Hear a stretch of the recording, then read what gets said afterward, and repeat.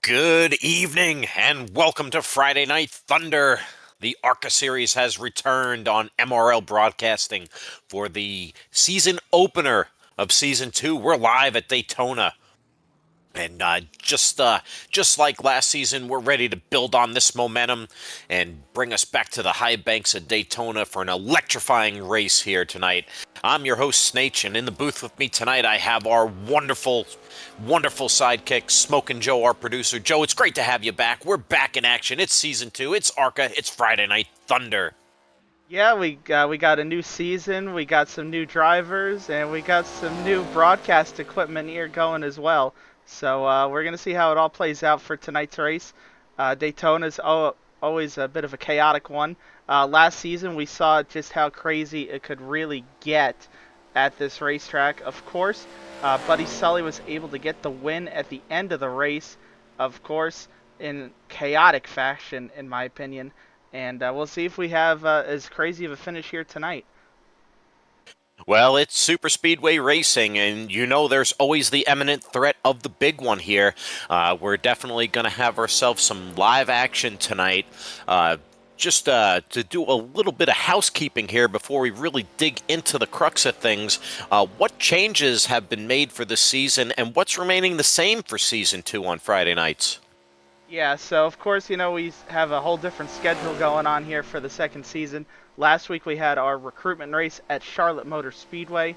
Tonight you see we're at Daytona. So the schedule is going to be a bit abbreviated in order to get it done before the end of the year, before Christmas and New Year's, of course. So only 8 races going to be in the regular season this time around, 4 in the chase. As for the chase, it's going to be a little bit different than it was last year. So this year around, we're going to see drivers, all the full-time drivers have the ability to compete for one of the championships. The top half of the full-time drivers are going to compete for the championship, while the bottom half of full-time drivers at the end of the regular season are going to compete for the best of the rest. Now, of course, what qualifies a full-time driver for this season? Well, since the race numbers are so low, then of course the starts are going to be low as well. So 5 out of 8 for 63%, just to get over that 60% mark, is what's needed to make the eligibility for that for this season. So we'll see how it plays out. You see a lot more short tracks on the schedule, a few new ones there as well. Iowa, North Wilkesboro are the ones that are really sticking out to me, and of course going to Lime Rock this season as well. A little road course action never hurt anybody. And I do like the diversity and the variety of the schedule. And not to mention, just in case you don't make the playoffs, there's still something to race for as long as you're a full-time driver. And you know what? There's always something as a part-time driver. We have guys that like to go trophy hunting. They kind of, pick and choose tracks that they may be available for or work to their strengths. So it's going to be an electrifying season. They're really going to bring the lightning with that Thunder on Friday nights, Joe. And I can't wait to see it all unfold. So you see our schedule there. And I really also like how this schedule is tailoring itself and kind of lining up with the other Moonlight series in the MRL portfolio. So, we can have seasons that start and end, in pretty similar fashion. So, we can really have those heavy build-ups and championship weeks and exciting things across the broadcast plane. So a lot to look forward to for these drivers. But this is Friday night, and we're focused on ARCA. So with that being said, let's take a little peek into practice here and see some of the guys out there putting down the heaters and kind of get a little early preview of what's to come. Yeah, of course, practice doesn't really tell the full story of what's going to happen in the race. Just because that's what happens. You have all the draft, all that kind of stuff, so that's not going to really show who's going to qualify well. But looking at our practice results, of course, Andrew Davis coming back to the series was at the top of the board. Joshua Barr joining him on his team, not official teams, but joining him on AR Audio. It looks like there.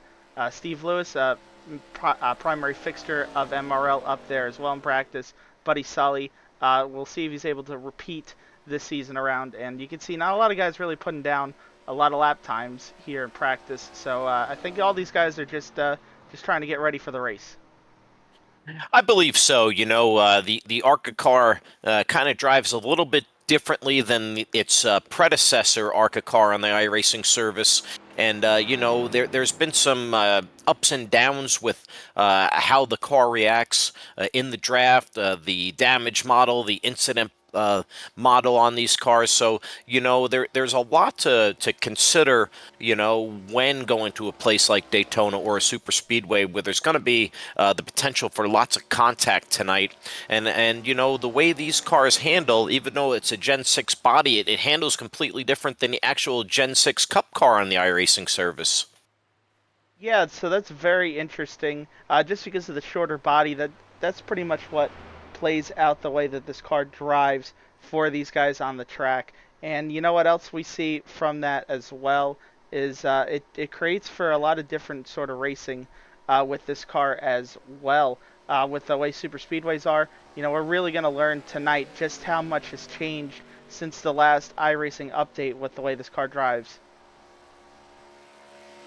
I remember we had a wild ride in a few of the races last season, especially when there is a heavy draft effect. So we'll see what package is available for these guys to drive tonight. But as we ride on board with the voice of MRL, Jerry Rose there, Mean Gene Money himself, and his Chrome Dome. He's currently 12th in qualifying, so, he's trying to put down a heater. He fancies himself a Joey Logano fan, and I see a lot of that in his driving. So we'll see if he's going to be there at the end, as Joey is always one of those formidable guys in the plate racing. We'll see what Mr. Rose can come off. And there it is. There he is, Mr. Alien himself, the Florida man in the 84, Jax Duvall, repping his Jaguars. He's always a fixture at plate races.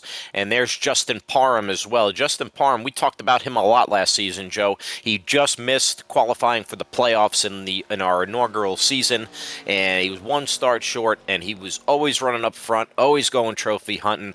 He said he was going to make this a focal point to run full time to be eligible for the playoffs. And I'll tell you what, he is going to be one of my drivers to look for tonight and for the entire season.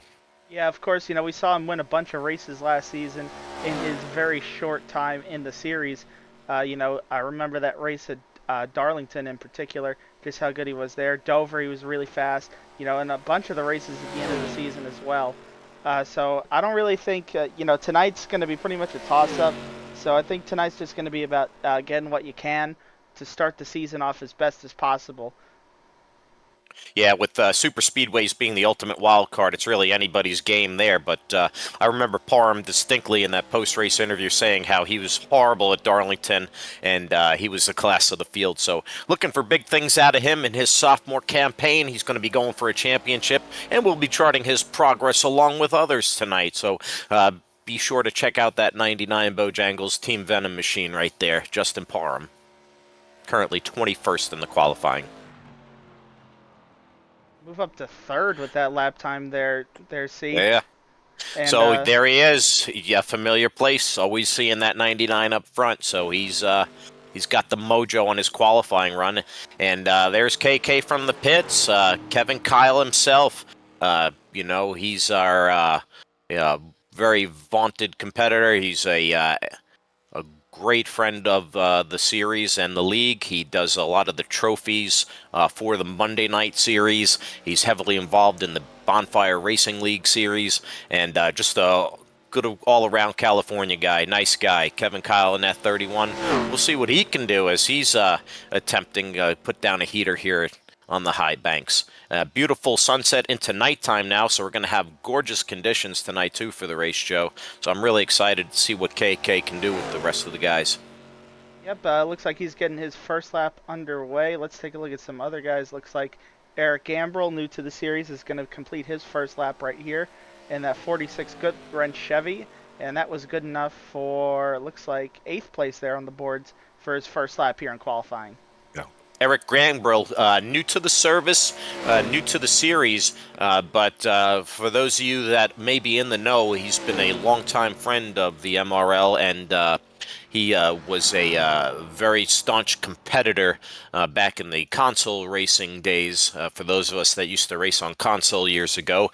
And, He's also serving our country. So we salute you, Mr. Gambrell. Thank you, sir.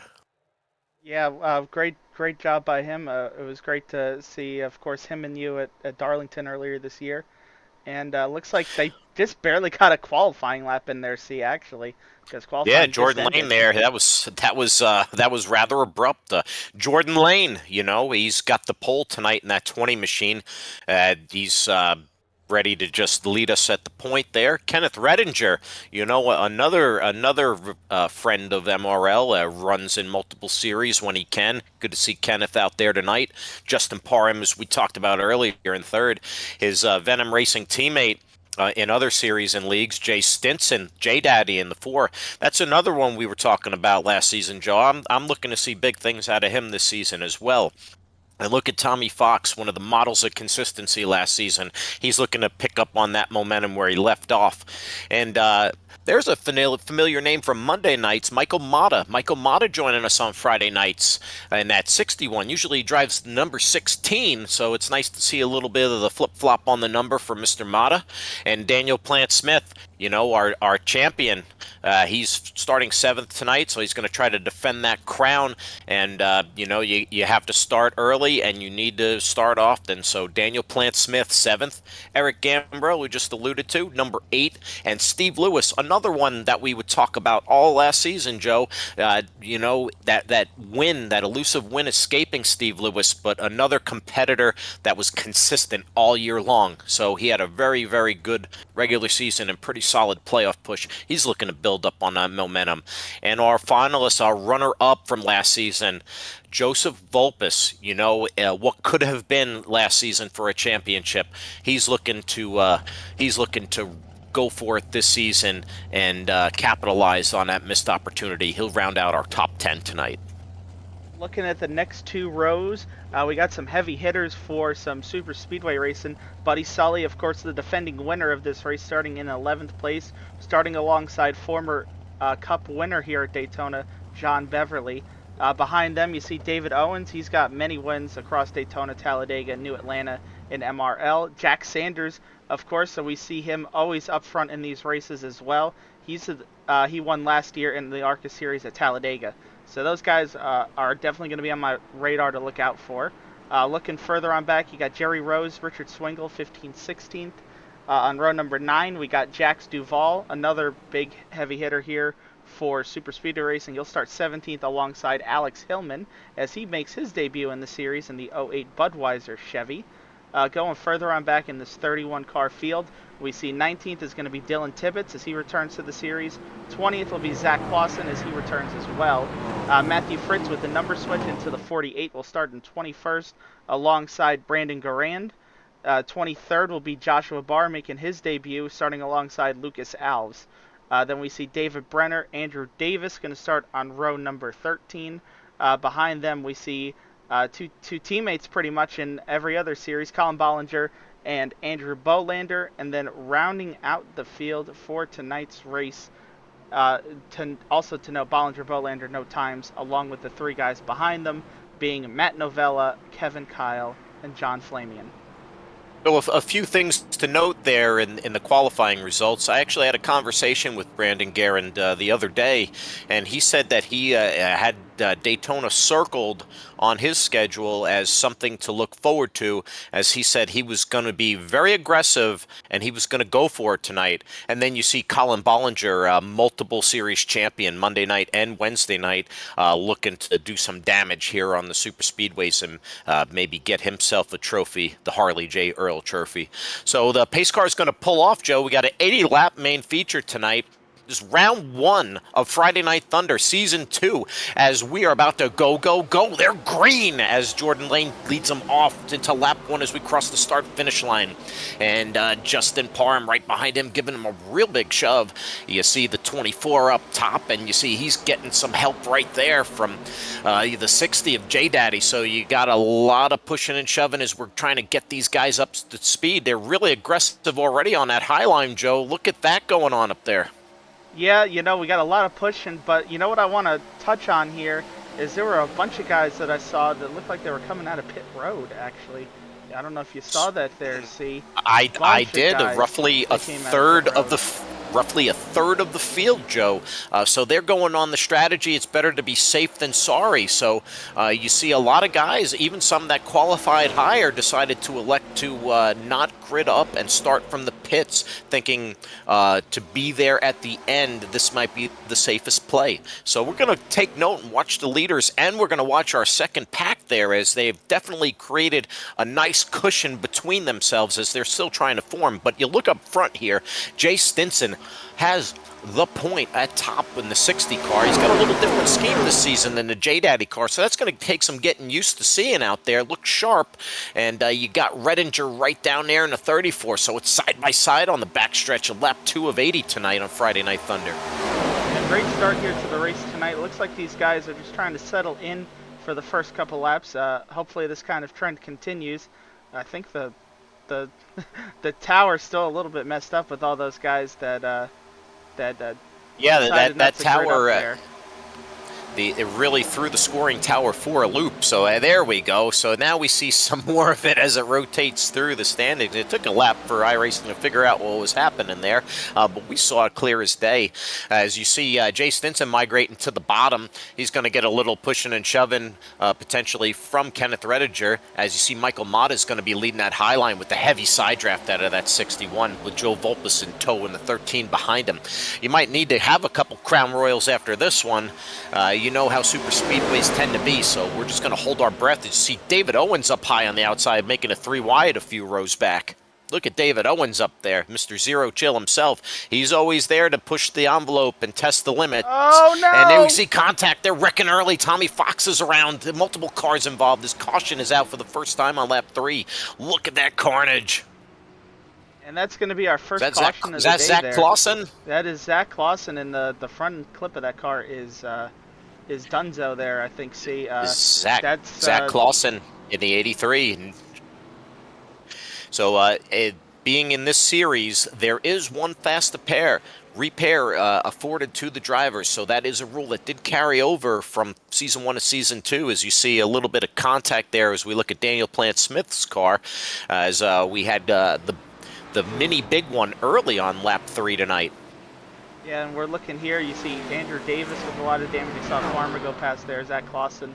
We're also looking at the 18 car. I know you guys are probably going to get a little confused. The 18 and the 31 running pretty much identical paint schemes. So that's Andrew Bolander there in the 18 car. Looks like he might have a little bit of damage. That is not Kevin Kyle, though. Kevin Kyle, on the other hand, looks like he's up in 13th right now, and it looks like his car is clean, I believe. His car does look clean. That's going to be confusing to see all night. I'm going to have to rely on you and the scoring tower, as as you get older, it's harder to see, some would say. But we go on board on the replay. You see the 3 wide action. Daniel Plant-Smith drifts up just a little bit and hooks the 83, perhaps net code, perhaps not. And then Tommy Fox, the unfortunate casualty there, along with Davis and Clausen having no front clip to their car. So that was wild. You see Matthew Fritz in the grass there. He's got a little damage to his car as a result of that as well, so he might have to go to the pits and check that out. But what else did you see here, Joe? Yeah, it just looks like just the 31 may have gotten a little bit loose, got the 83 just in the wrong spot, and the 00 goes for an absolute wild ride, as do a bunch of other guys as well. That was good wreck avoidance out of the 31. He just woed up and knows that the field freezes for caution, so trying to stay out of trouble there.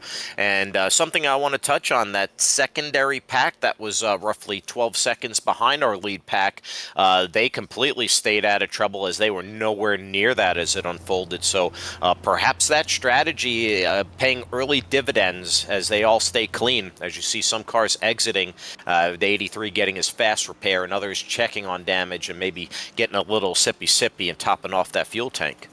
Yeah, you can see these guys, they started in the back, of course. So Jerry Rose getting Jerry Rose, one of your guys that started in the back there. So little gas and dash. You can see that pit time there, 10 seconds. So I just wanted to make sure everything's all right with that car, I guess. And saw a bunch of other guys actually come down pit road there as well. So actually most of the field came down. The only cars that stayed out were the top 5, actually. So I everybody from I Mata think on back topped off on fuel. I think perhaps they're hoping for a long green flag run, so top off the tank. The tires should be able to hold up. Those general tires usually hold up pretty resilient in this series. They don't wear as much per se as they are affected by intense heat. So I think they feel pretty comfortable. Only 4 laps, 3 to 4 laps on these tires, so they're barely broken in and have any heat and wear on them. So just a little fuel up and see if we can get this baby to go green for a stretch. Yeah, we're looking at Matt Novella here. He got the lucky dog on this caution. He really needed a break like this, to be fair. He had some connectivity issues there at the start of the race, which kept him from gridding up pretty much. And he fell 2 laps down early on. He's now back to 1 lap down, I believe, if I'm not mistaken. That was the So, first time in a league race that I actually saw the iRacing packet loss send you to the pits um, function actually uh, do that to somebody in a league race. So maybe you've encountered it and seen it in other places, but that's the first time I've witnessed it, and that's pretty wild. I don't know if that's how iRacing intended it, but Novella, in need of a break, gets his break. So bet he's pretty thankful, as we know Matt Novella usually likes to find his way to the front, as he was the wins leader from last season. So we'll see. We'll see what Mr. Novella has up his sleeve. yeah, definitely for certain. He'll need another caution, of course, to get back in this bad boy here, to get back on the lead lap. With the way Super Speedway racing goes all the time, see, I don't think that's going to be too big of a thing. But a lot of guys there look like they came and topped off again on fuel. And I think the reason why is that window to make it on just 2 stops is very tight. You can go about 25 to 27 laps on a tank of fuel. If you're really good, you might be able to go 28, 29 even. So taking extra fuel there on really makes you good for green-white checkers if it happens at the end of the race, if this thing does happen to go green for a long time. I'm hearing a little chatter over the radio that a couple of those drivers that were in the secondary pack, they were averaging about 28 and a half laps when they went to top off. So they really might be able to stretch it and make this a two-stopper. Only time will tell as the pace car is going to pull off, and we're going to go back green today. We still see a car without its nose, so we'll have to see if that's going to be addressed, and if he can even keep up a minimum race pace. But we're green as Jay Stinson takes him down the line. Joe Volpus in the 13 on the outside. You have Kenneth Redinger giving Jay Stinson a shove, and look at David Owens on the bottom trying to get that train moving. Top line is not as assembled, so they're going to need a little bit of work to catch up. As you see, a two-car breakaway. Don't get too far out there. They're going to reel you right in and blow right by you. Yeah, you got to be very careful with this car, with the way that with the way that the drafting works, of course. Just how David easy Owens it is. getting racy. Yeah, look at this. This is what I expected to see. Gulf Coast teammates going to hook up on the outside here, try and make a run on these two on the inside. Oh, and it looks like the Rewind, 99 Parham. decided to shuffle out the 13 there. Justin Parham and Michael Mata decide to flush out Volpus in the 13. Volpus needs to get back in line, as he does behind the 61 of Michael Mata. That was quite an interesting move this early in the race, only 8 laps in.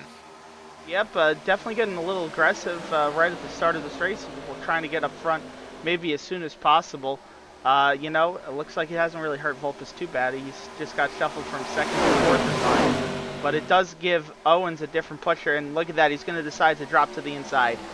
David Owens dropping down to the inside, drag racing with Justin Parham on the outside there. Side-by-side action. They're 5 rows deep as we're getting into the turn right there. Look at him go. Justin Parham looking for the lower line. Michael Mata giving him all the push that he needs to stay even with David Owens. David Owens getting some help with Jay Stinson. They're really well-formed side-by-side here. You wouldn't think it would be this racy this early, but these guys are the ultimate of competitors, and they don't take a break or a lap off, do they? No, they really don't. And if you look here, there's a 15-car breakaway at the front of the field. So your leader right now, of course, is Justin Parham, as he was able to shuffle his way to the lead here on the outside line. And right now this lane goes all the way back to Colin Bollinger in 15th. However, is if that you secondary pack doing that strategy that they started the race with? Are they laying back? If you look further on back, yeah, exactly. So if you look further on back here, Richard Swingle right now is leading a second group, and this group's about 4 seconds behind the leader. And you look at their last lap time, it looks like they're just about 2/10 slower than the leader. So right now, Swingle, it looks like they're just trying to do their best to not lose too much time to those top 15. So I don't know if this was a planned move or if this was unplanned, but it looks like they're running very similar lap times to the leaders. So it looks like it may Richard work out in their Swingle. favor to just hold on.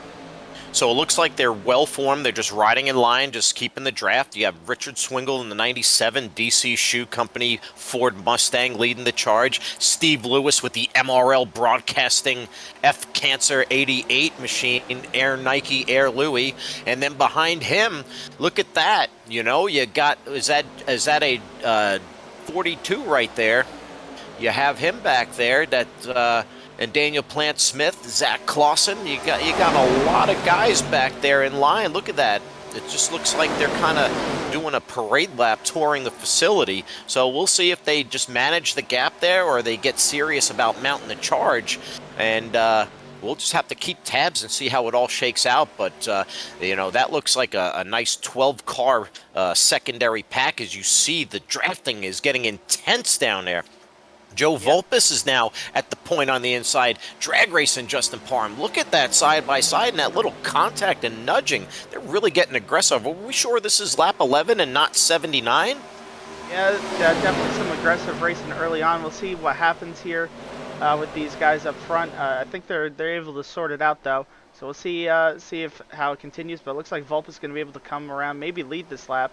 Okay. Oh, Joe Volpus goes around David Owens through the infield, and we're still green as Joe Volpus makes heavy move. He locks it down there. He's just rolling down the pits. David Owens somehow survived through the infield. We're still green, as that was an incredible turn of events. Instead of going for the lead lap and getting a point to lead a lap, Volpus is turned by Owens, and Owens turns as well, and we're still green. Yep, yeah, so the race did not go under caution there. So right now David Owens way back of the field. You know, he's about 12 seconds and falling behind the leader. Volpus is about 20, pretty much half a lap down at this point. So this happened. What happened there? This happened to happen on lap 12, and we were supposed to go silent in honor of Dennis Puckett. So we'll look at this replay, and then we will go silent to honor our fallen brethren. But incredible. We're riding side by side. They're kind of lined up, and it looks like Owens just upset the balance on the rear, just a little wiggle on the bumper, and Volpus goes for a ride. Yep, and of course, since the wreck happens on pit road for the one car, and the second car is able to go through the grass and keep going straight, this is not deemed a caution by iRacing or by the race admins as well. So we're going to stay green here for a slight deviation. A slight deviation from how they go in real life.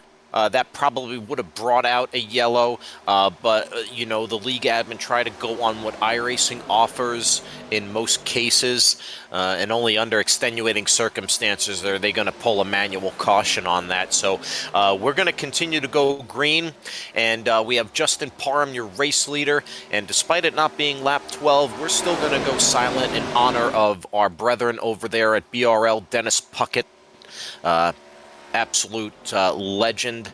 He set up the Bonfire Racing League, which the MRL Moonlight Racing League gets a lot of its initial support from, as drivers from both series race in both leagues. So we're going to honor Dennis Puckett and have a moment of silence.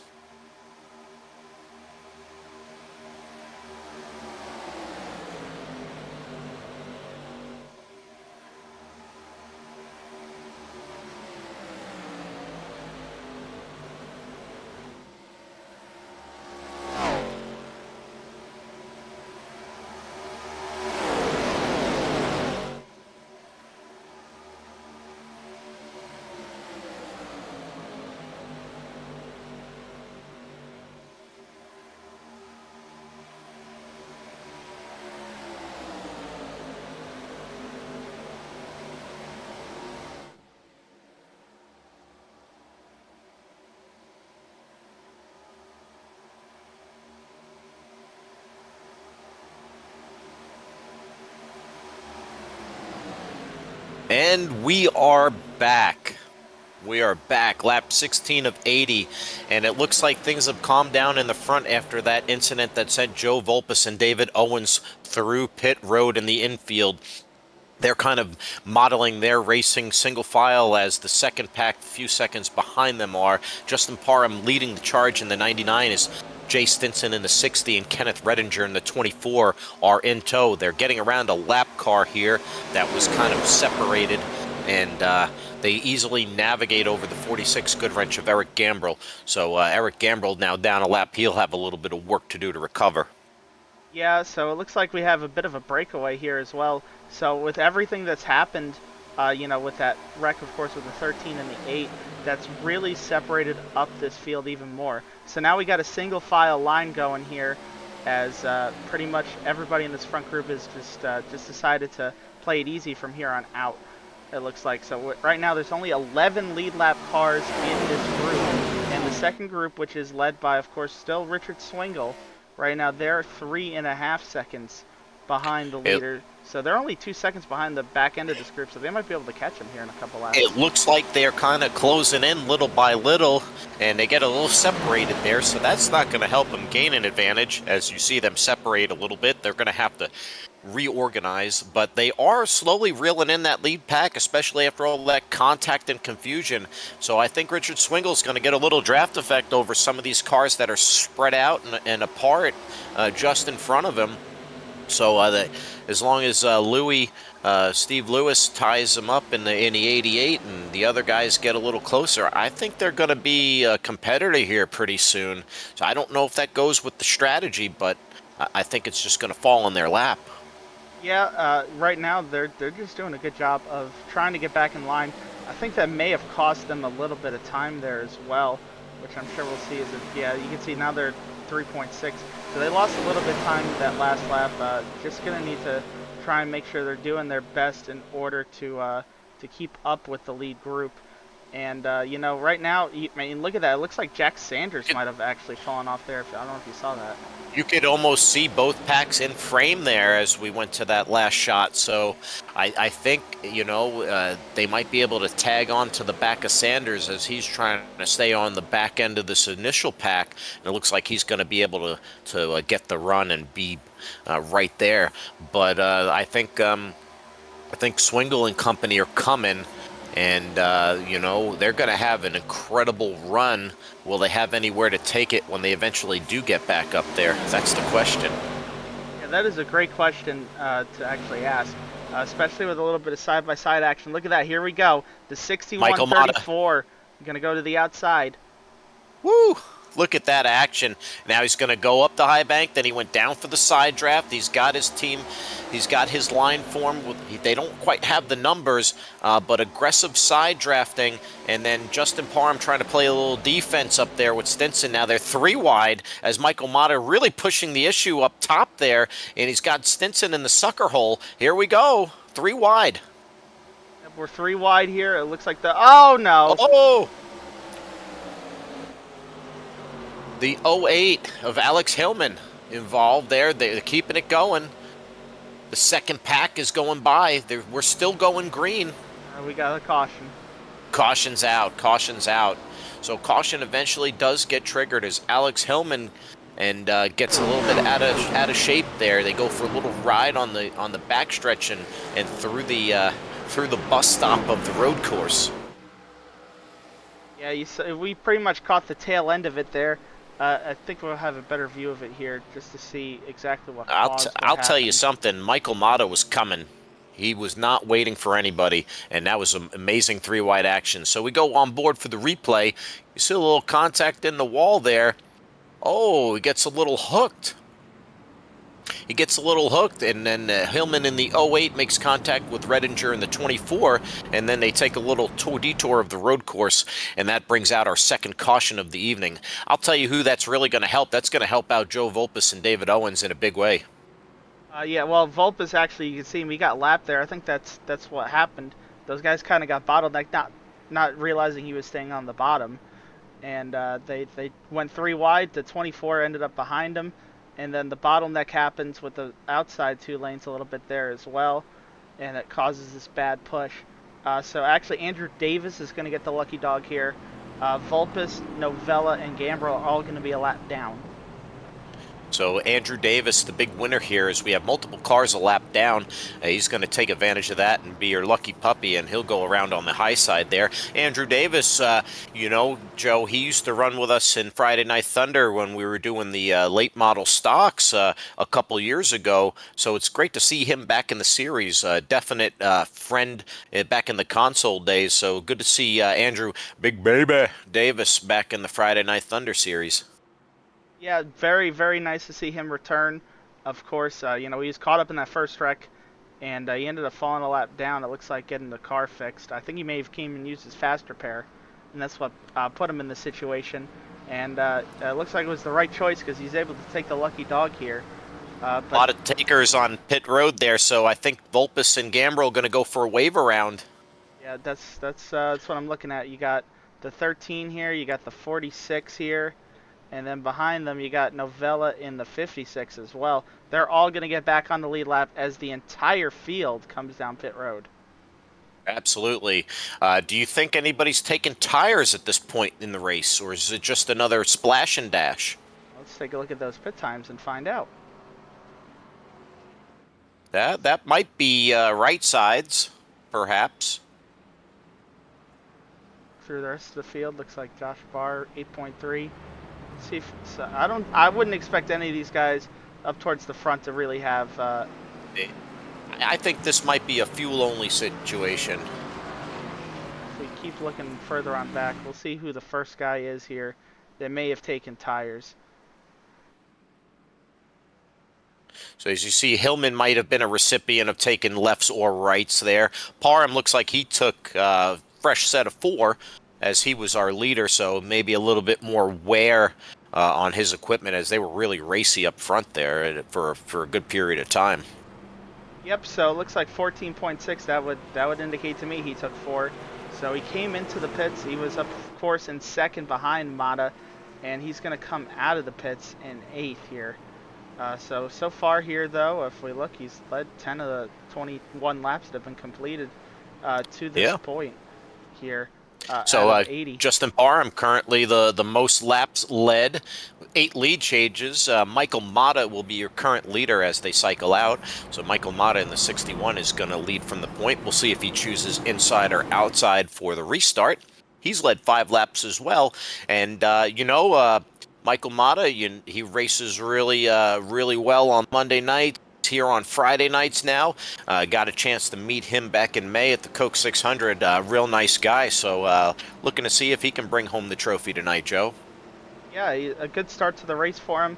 Led 6 of the laps so far. He's doing a good job staying up front here. He had some good help there, actually, from the car that's going to start alongside him. Joshua Barr gave him some great pushes to get up front there.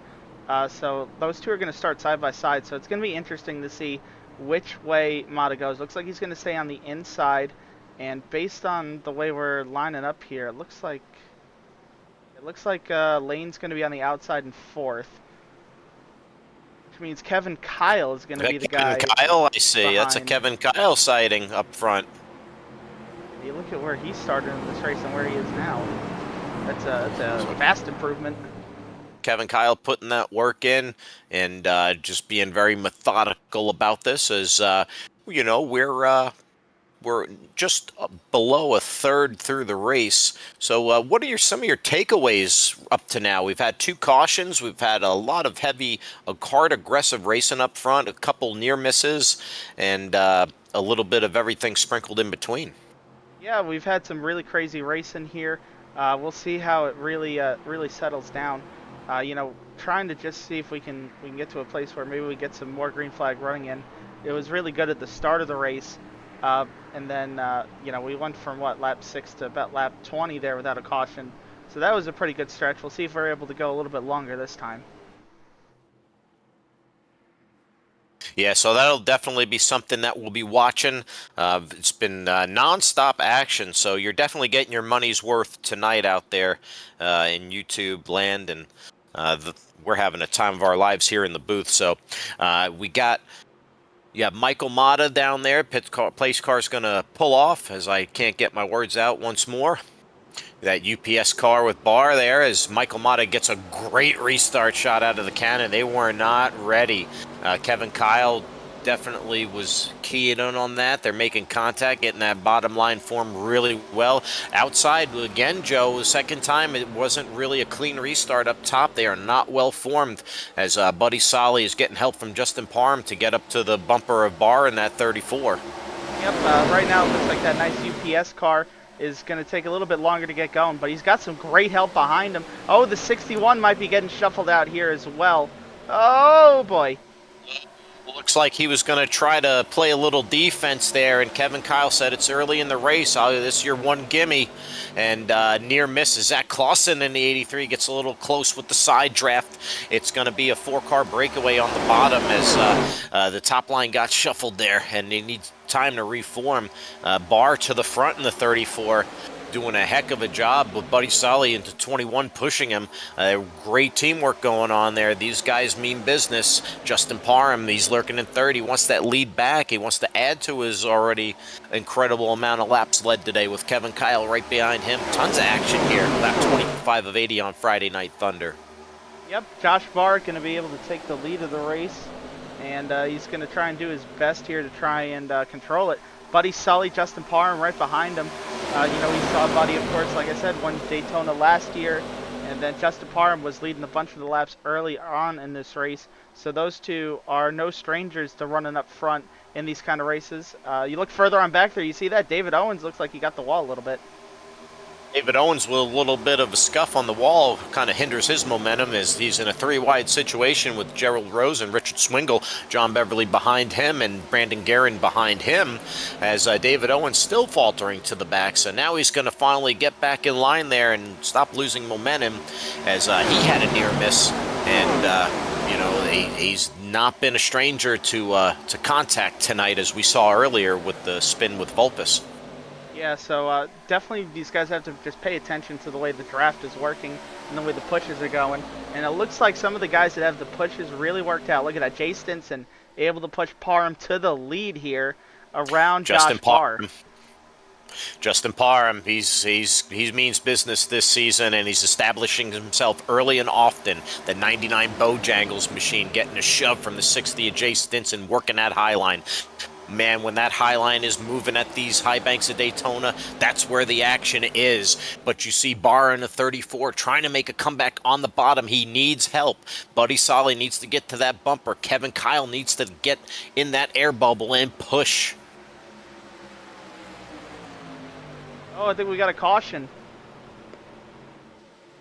I see cars spreading about. The yellow is out. We are under caution for the third time tonight on lap 27 as Justin Parham was getting really far out in front there as the leader. I was going to be really concerned about how he was going to play defense when everybody else was going to get a run off of him. But you see Tommy Fox in the 00 behind there. I hope he wasn't involved in anything, Joe. He's already been spun out once tonight. Yeah, it looks like Tommy Fox got a lot more damage to the car than he had early on in the race as well. We'll be able to go back and see what happened on this recent caution of the race that has Tommy with more damage to his car in the first third of the race. So Tommy Fox, one of the cleanest drivers you'll find in any series, in the middle. I think he gets a little bit of loose there and drifts up, and he makes contact with Colin Bollinger. And then you see a little bit of carnage right in front of them. Another car spins. Yeah, that was Daniel Plant-Smith that got spun out there. Daniel Plant-Smith, and we can hear him over comms. He is not happy, folks.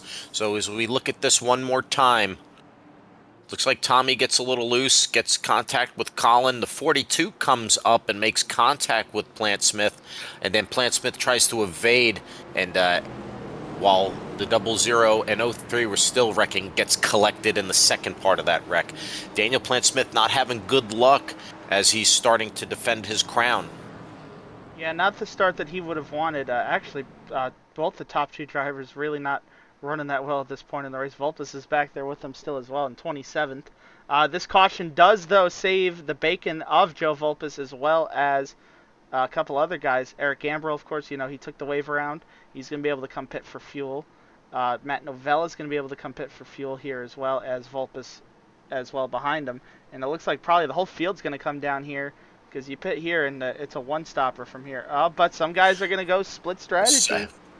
Couple guys staying out there. You see, it's not for everybody. Justin Parham stays out. Jay Stinson staying out.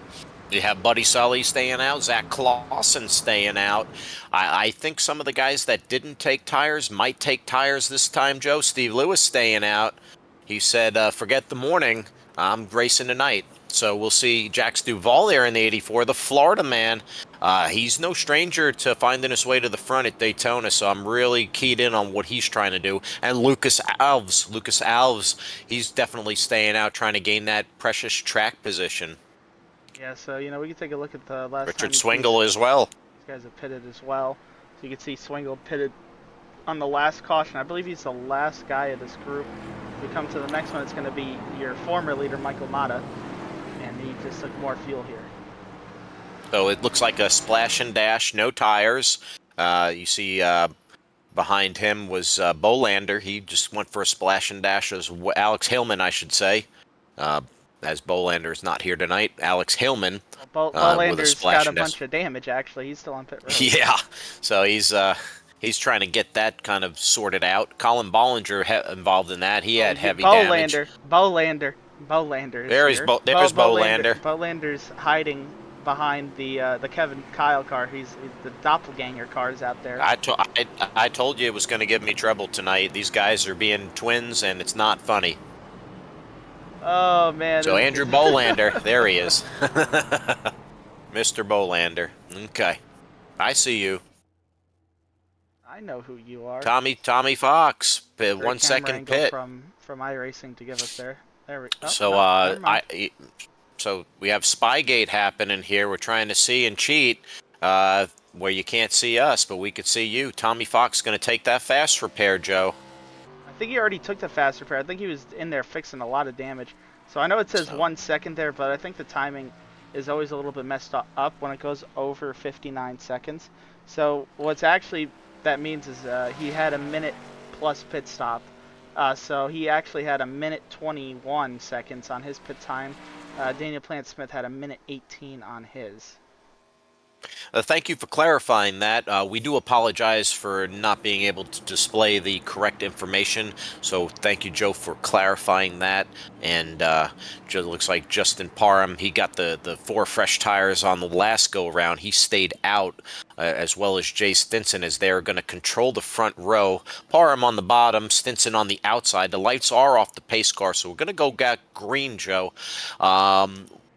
I think it might get a little racy here.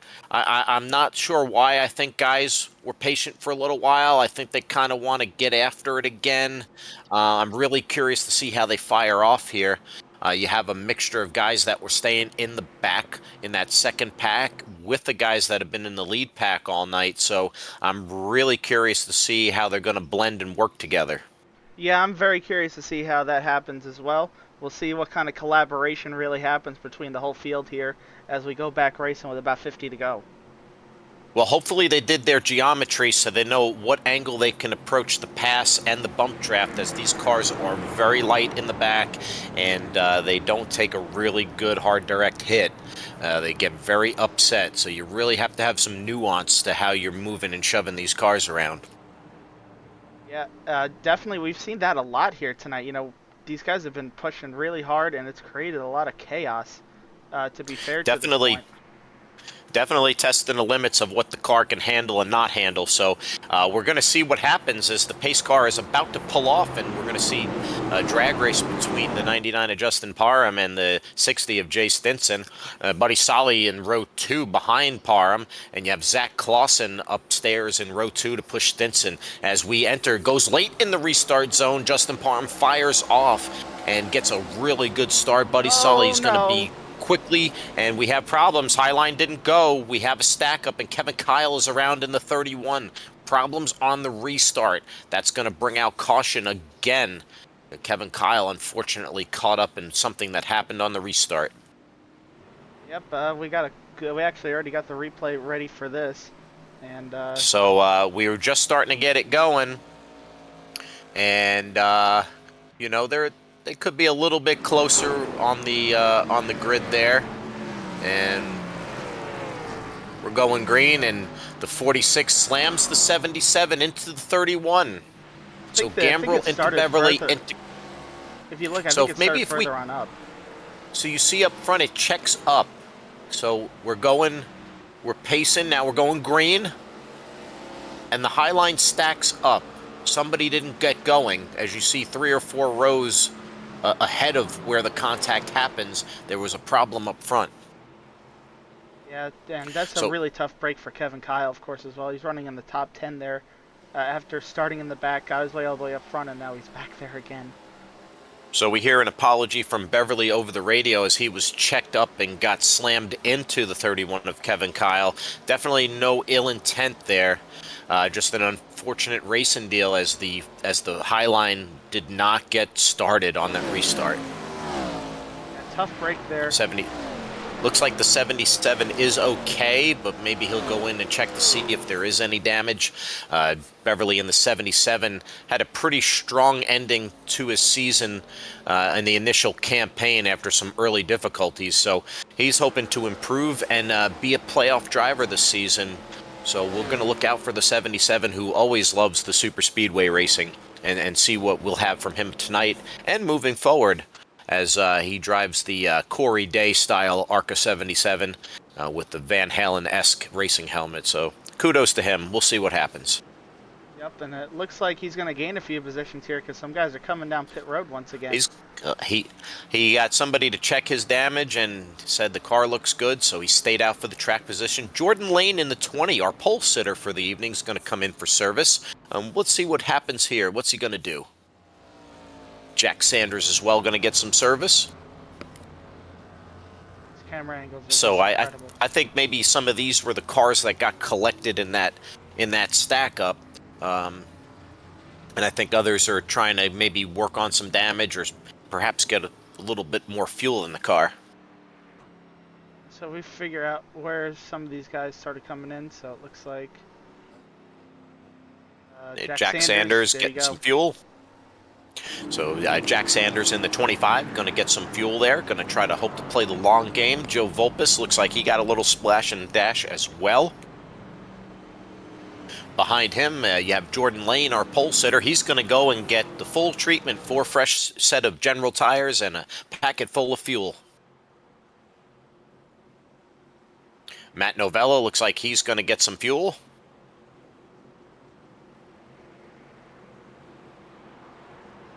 And Jerry Rose, he's going to top the tank. And Colin Bollinger, he was thinking the same thing. Put a little fuel in there. And Bolander, he said, why not? I'll get some gas too. So many Eric cars. Gambrel, He got damage fixed, it looks like. little bit of damage from that. He definitely not anticipating the stack up, so he had some damage. And John Flamian, who had an absolutely great rookie campaign last season, back for season 2 in that 38, so he had a little bit of damage to address as well. John Flamian out there, lap 32. And Matthew Fritz with the number change. That's going to mess with me probably for the first few races. I'm going to be used to seeing that 95 out there, and now I got to look for the 48. So Fritzy back there in the 48th.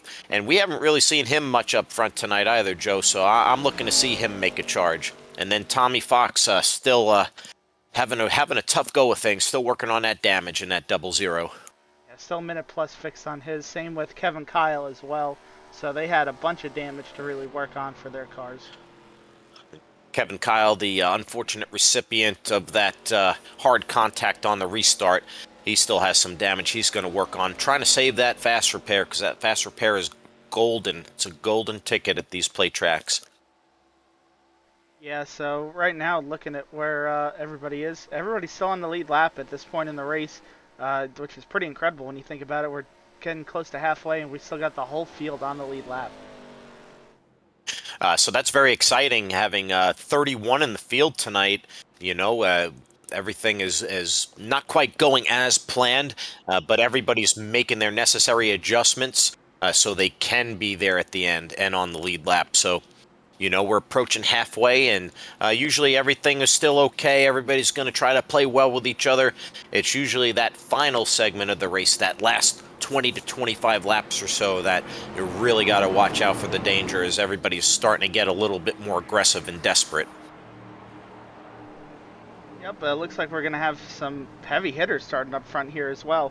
You got Parham and Buddy on the front row. You got Stinson and Louie behind them. And then look at that, you got good old Zach Clausen and Duval on row number 3. So a lot of Chevys up front. Top 6, all Chevys. Yeah, Chevys say that bow tie here. You know, typically we've seen in recent years Fords be so prevalent and dominant at Daytona and Talladega.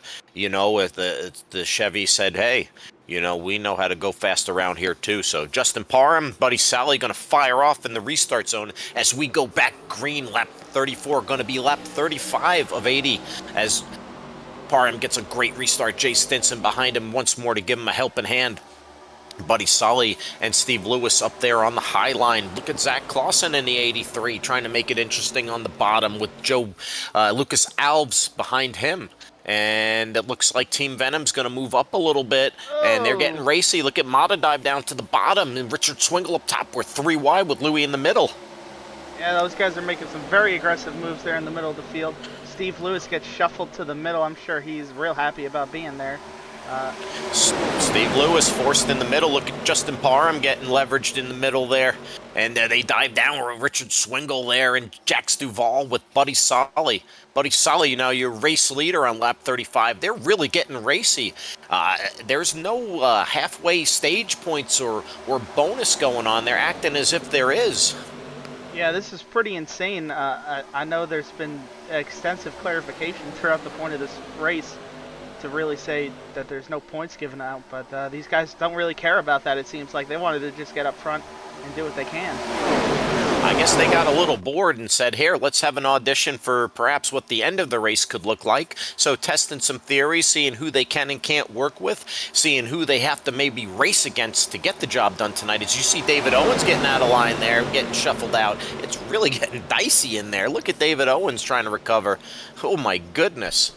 Yeah, I think he might have done a wrong push there with somebody, and it just got him a bit out of shape. And now look at him; he's all the way at the tail end of this. He might actually lose the draft. He might very well lose the draft. David Owens off the pace and not able to latch onto the back of the pack unless something miraculous happens. David Owens having a big problem there. Justin Parham and Steve Lewis going side by side, battling for the lead. The 99, the 88. It's incredible. Look at Jax Duval getting out of shape. He said, no thanks, get me out of here, as Richard Swingle shuffles him out of line. And David Brenner and John Beverly on the outside. That high line is cooking. Yep, Duval looks like he's going to be able to shuffle into line properly. However, look at these guys up front. Parham and Hillman are now working together on the outside. They got Duval, Brenner in tow. And then that inside now is being led by Beverly and Louie. And it looks like you've got Swingle. Look at that inside line. A lot of guys that are used to working together, all on this inside row. Those front 4 cars all used to working with each other, and they actually got a 5th one right behind Jay Stinson as well and Brandon Garand. So look at, oh wow, Jordan Lane getting a little wiggly. Gambrill give him a little bit of an extra shove there, get him out of shape. They're getting really racy in the middle and the back of the pack. And Brandon Garand in the 57 with the 83 behind him.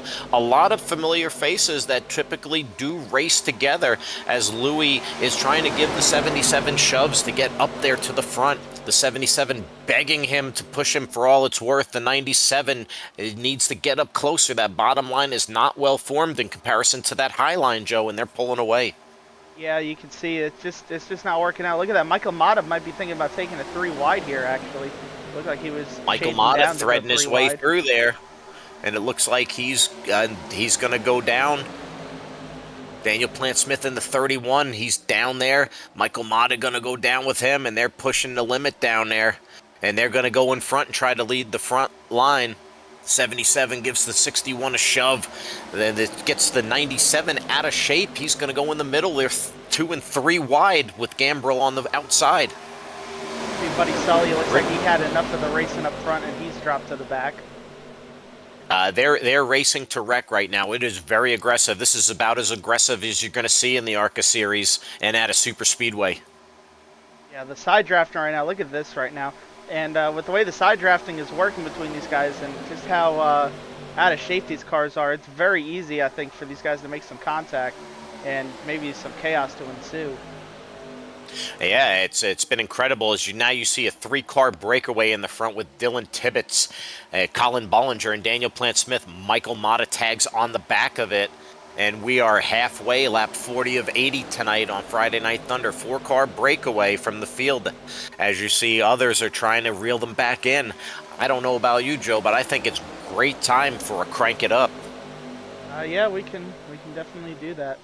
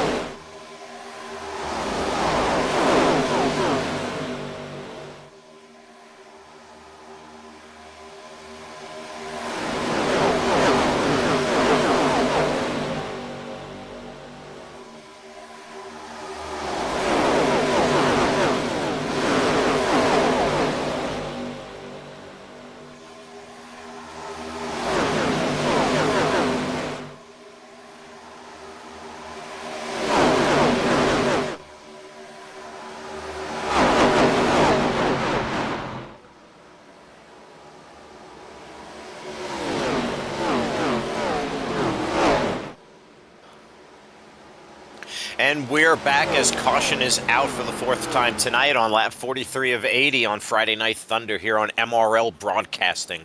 I'm your host, Snake, and I have Smokin' Joe in the booth with me, back for season 2 of compelling and thrilling racing as we are here at lap 43 of 80 in race 1 of season 2. Incredible racing up now, Joe. They had a really incredible stretch of aggressive racing, a lot of lane switching, a lot of heavy bump drafting. It was compelling. I could not pull myself away from watching it as we were trying to call it. Yeah, we were enjoying the crank it up there to be able to hear those cars loud and proud there. That camera angle really got a good view of what happened there. But we can pull it up here and go see what actually happened and break it down a little better. Absolutely. I hope you had your headphones and your stereo crank for that. I just love the sound of those engines roaring. And okay, so Richard Swingle just not quite square there. Oh, A oh my goodness! You little see bit all of that debris? contact. All that debris, that car about fell apart. So Richard Swingle, Justin Parham there. That's Michael Mata that came up in front of And him. Michael Mata, he's trying to get to the front, and by all means possible. So that creates a three-wide situation. Beverly on the bottom holding his line. Very, very tenuous moment as there was a 10 lap, about 7 to 10 lap stretch of just real aggressive racing starting from the last caution. So that's going to bring a bunch of takers down pit road as they really went hard on the equipment. I think some of the guys that have not taken tires yet are going to finally cash in and take a set here. Yeah, we'll see what these guys really have in mind for what they want to do here under this caution. We're just past halfway. Looks like Dylan Tippett's there. He was your leader. It looks like he just took fuel only here. If we actually can get the info up. Yeah, he was only in pit road there for 6.9 seconds. So these guys still only taking fuel only. Yeah, so Dylan Tippett's in the 42. He was leading that little four-car breakaway before they bottled back up and the caution came out. He was leading that charge. You had Plant Smith and Bollinger in there, and then you had Michael Mata. And they were really saying, making a statement there, like, hey, you want to win, we're the guys to beat. And it was quite a show of force. And, they made a compelling charge to the front. So looks like a little splash and dash for Tibbetts in the 42. And you see the rest of the group getting back out there after getting their service. Check on a few of them, see what they did. Brandon Guerin, the 10-second. Looks like maybe right sides there. Maybe taking two. So Guerin in the 57 taking two. Beverly trying to lead that inside line there, and then trying to work with the other guys on the bottom. Really pushed his stuff. He's taking four, getting full fuel. So Beverly going to get some fresh rubber there. Andrew Davis looks like he went in and he got himself full service as well. So the 37 going to have freshies and pack that thing full of fuel as well on that Dew Crew machine. Yeah, and then it looks like everybody behind them looks like they may have got some damage fix or just sitting in their pit stall waiting for everybody to come out. Bollinger, it looks like he was checking damage potentially. And you can see Duvall, I think he said in his pit stall, probably let some guys go in front of him.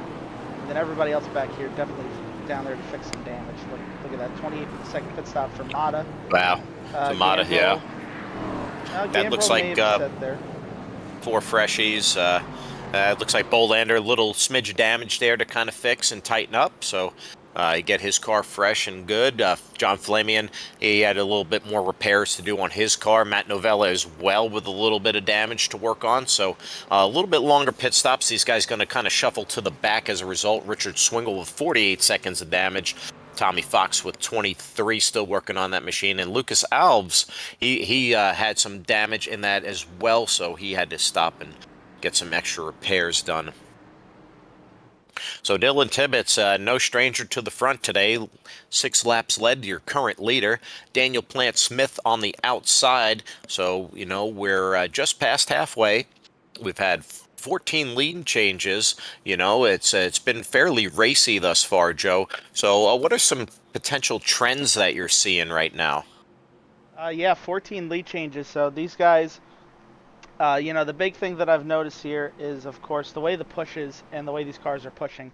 When you start pushing somebody in the corner, it does seem like it gets them way out of shape, and it could create a huge wreck. So that's something that I'm going to keep my eye on as we keep going throughout this race, as well as the side drafting. The cars seem to be getting out of shape as well, just from just normal pushes down the straightaways as well. So side drafting might get a little bit sketchy here later in the race as well. Absolutely. So if we saw some wild and crazy events occurring earlier, I think these guys might push the envelope that much more as we're about to go back green here.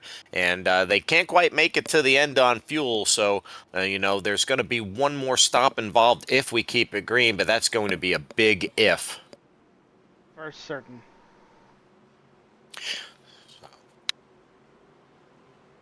I'm going to have my eyes on that 99 Aparim. I just see, no, he just is going to figure out a way. So about to go back green here, and they're off. Dylan Tibbetts gets a real good restart. He gets a little bit far out in front. Daniel Plant Smith is going to be second there in the 31. And Jay Stinson in the third in that 60 machine.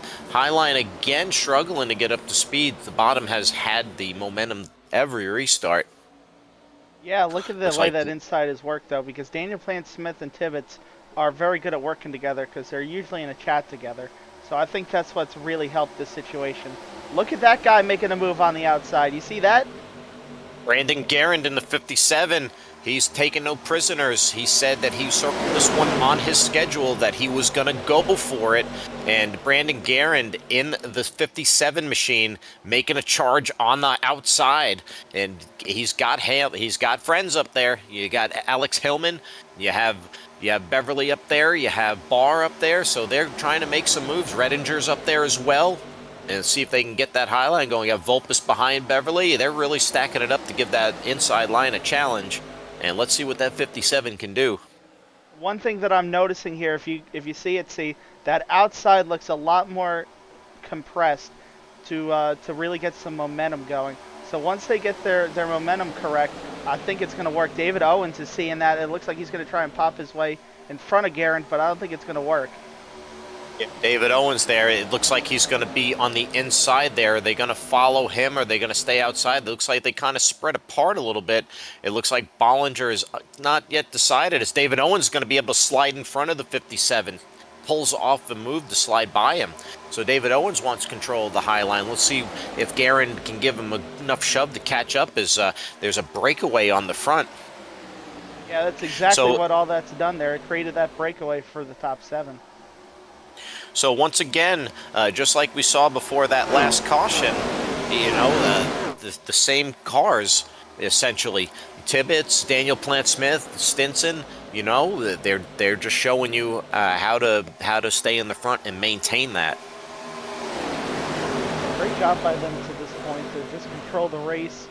You know, in the center part of it, if we get some green flag running in, they're in a really good position in order to have long-term control of it as well, with only one pit stop needed from here to the end. And it looks like the numbers are on the bottom as the high line is pretty tight, but it's just not organized enough. There's just not enough up there to be a match and try to work their way to the front. You have a lot of fast guys, you know. David Owens going to give Colin Bollinger a good shove and kind of essentially lock bumpers and push him like a sled. The 57 keeping really close. Hillman as well, Beverly as well. So they're going to try to mount a charge here on the backstretch. I just don't think it's going to be enough. Yeah, right now you saw a little blink there. It looked like from the 83 on the inside. Blinks will create a situation that'll really slow down the momentum of that inside line a little bit as well. It looks like it's starting to pay off just slowly but surely. Look at this run that the outside has.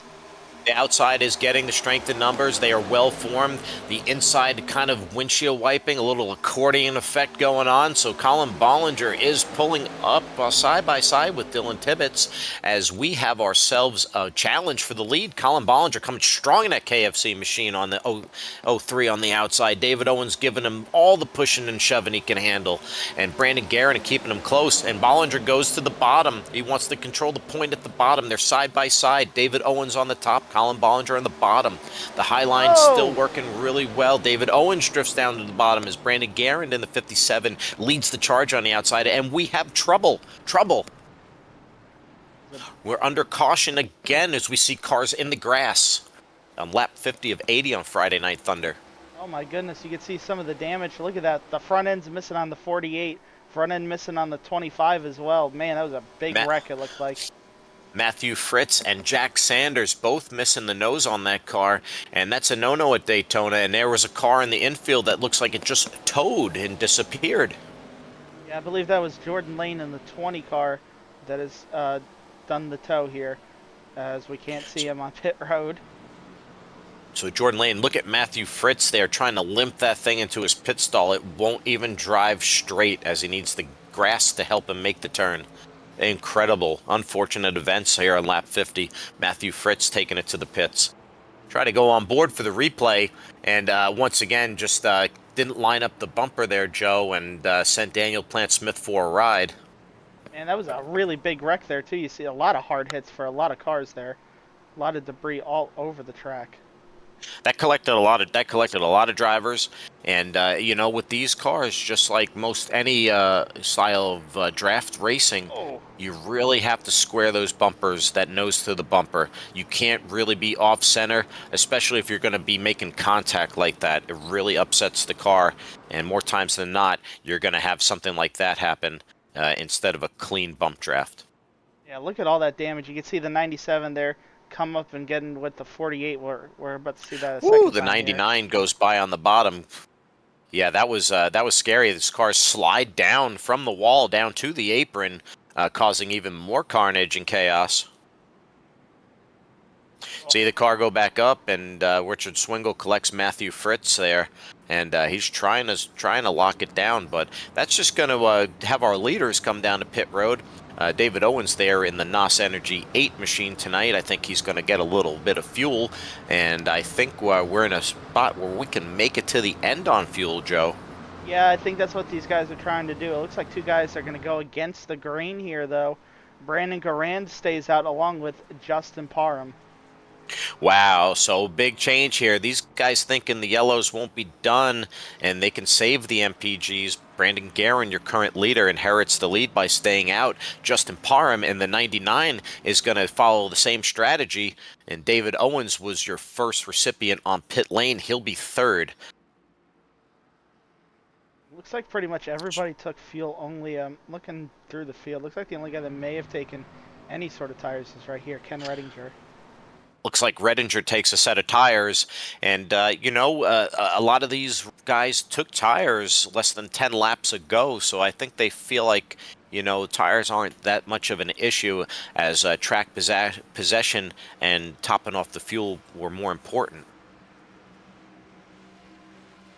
Yeah, so I think taking the field there was pretty much what everybody wanted to do. So if you look right now, Brandon Guerin last pitted on lap 43, so that was with 37 left in the race. So he could pretty much make it to probably about 10 to go. So he's going to need a caution here in the next 20 laps or so in order to be good to the end. Looking So at yes, Justin Parham, Justin same Parham. situation. So I think it's a matter of track position at this point. I think we're not done with the yellow flags, and I believe they think the same thing. So I don't know if they have 9 laps or so worth of cautions to be able to save, but they feel like staying out is probably the safest bet. So we're going to see what happens. Brandon Guerin going to get credit for a lap led tonight, so there's a point. And he's going to lead the charge. So I'm very excited to see, as you see some takers getting a little maybe top off there, a little splash and go, play the long game in case there's potential overtime tonight. Yeah, a bunch of guys actually coming down. Dylan Tibbetts. I see John Beverly. Let's see, Steve Lewis, Lucas Alves, Bolander, So Sanders. Look at all these guys. I think these guys are thinking the real long game in case there's overtime tonight. So a lot of strategy and a lot of mind games going on right now. So we're all over the place, and I'm really excited to see how this restart's going to play out with these guys here with less fuel in the tank up front compared to guys that took enough fuel, and then the guys even further back that really packed it full of fuel. Yep, so very interested to see. The front two definitely can't make it to the end. Everybody else can probably make it. I would assume. I think those guys that came in the top off are worried about green white checkers, just in case. Make sure that you at least have enough for one of them. So it's going to be really exciting to see as everybody is exiting the pits there to rejoin the leaders. The lights are off the pace car. We will go back green here as lap 53 will turn to 54 of our 80-lap main feature tonight on Friday Night Thunder. Man, it's great to be back in the booth with you, Joe, after a brief hiatus there in between seasons. I feel like the off-season was forever, and it was just only a few weeks, so it's great to be back in the booth with you tonight calling this impressive action on the track. Yeah, it's great to be back, of course, as well. Great to see so many people come back and so many new faces as well. Hope to have them all season here as well. Get past the chaos of Daytona and get to some normal racing. Yeah, it's something that even officials hosted any place you go on super speedways, they can be messy, disastrous, ugly. So it's really hard to judge a league experience at a super speedway track for your first race. So I'm sure these guys will stick around. It's a lot of fun around here. We're back green. Brandon Guerin takes them off as we're 27 laps to go on Friday Night Thunder. Fired out of a cannon. David Owens going to reel him back in on the bottom. Justin Parham on the high line getting pushed by Hillman on the outside. And it's really getting spicy as you see Andrew Davis there in the 37 with Michael Mata behind him on the high line. Look at Vulpes and Novella on the bottom as they battle side by side. It's a much cleaner restart. There's much more well-formed. They're tight, and they are racy early. Yeah, very racy here early. And you can see going further on back that it keeps getting a little bit more and more disorganized the further on back you go. I think that this is a testament to the way this car drives at this kind of style of racing. And you can just see how hard these pushes are coming right now. Look at that, Matthew Fritz. I think he said he had enough of it. Fritz didn't like all that pushing and shoving. It was really aggressive. You can see on the bottom it was especially testy as they were trying to battle side by side. And Fritz said, hey, 26 laps to go. He's already exhausted his fast repair. He needs to keep his car in one piece to be there at the end. As Brandon Guerin getting shoved by David Owens, the high line is breaking away once more as we found time after time, whoever forms that high line, they seem to get drivers that keep it tightly packed and just menacing up there. Look at Parham drive away up top. Yeah, the high line's working a lot better than the bottom, which is very interesting. It's usually the other way around, I feel like, at super speedways like this. Maybe they just can't get the bottom going with the right amount of momentum. So that's something to keep in mind here as these laps wind down. You might want to be on the outside to make your moves and let the guys go to the inside of you, not the other way around here tonight. Just looks like, they use all of the track up there and somehow get the momentum and more speed built up on these restarts. And so it looks like it puts the bottom at a disadvantage, and they're able to kind of neutralize that and keep the gap managed there, despite the bottom working really hard to try to give a good push. As you see, David Owens relentlessly pushing that 57, and I think they're putting a little dent into that, but Parham clearly with the advantage with Hillman giving him pushing and shoving. They're going to need one or two more to help on the bottom for that to be effective. You see the 57 trying the side draft, Joe. Side drafting is very important at the super speedways as well. Yeah, and the 99's ducking out of line there a little bit as well. That kind of hurts the outside as well. Look at that pushing from the 08. Gets him a little out of shape, and here we go, the big run from the inside. So 57 building up the momentum, taking the shoves from the 8 of Owens and Novella in the 56. It looks like they're side by side. Brandon Guerin and Justin Parham side by side leading the charge. 24 laps to go. We're getting in those more pressure-filled moments. These guys are getting more racy. You can see it was clearly defined on the restart. It's only going to get more and more intense as the laps count down from here. Yeah, business is going to start picking up here as we get into the last third of the race. We're coming to 23 to go here this time around. And we saw how they were racing on lap 23. So I don't expect to see anything less here than 23 to go. It's been nothing but excitement at every corner, at every part of the track. The bottom is really trying to do some pushing and shoving. As you see, Parham gets shoveled out, and Alex Hillman takes the point up top, Joe. It happens that easy, snap of a finger. Andrew Davis behind him, Jax Duvall and Michael Mata. Look at them leading the charge, trying to stay separated from the bottom, create that gap, get that run. As you see the car go in the wall on the exit. It looked like Buddy Sully may have made a little contact with the wall, left a little souvenir of some scrapes behind there. Saw some really cool sparks as well. Nice. Awesome sparks and intense side drafting to try to gain positions as we saw Michael Mata getting racy once more up top.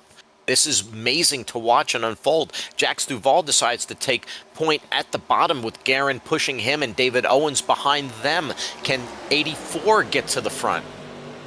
That Jacksonville Jaguars car making his move on the inside, and look at who's coming back to the front already. Justin Parham is now that fourth car on the outside line, so he's already found his way back to the front after getting shuffled just a couple laps ago. Justin Parham will not be denied tonight. That 99 wants this trophy desperately, and he's showing every trick in the book to get it. Alex Hillman in the 08, we haven't talked too much about him tonight. He's been running a really methodical race. We saw him caught up in an early incident, but he's recovered quite nicely, and they're wrecking.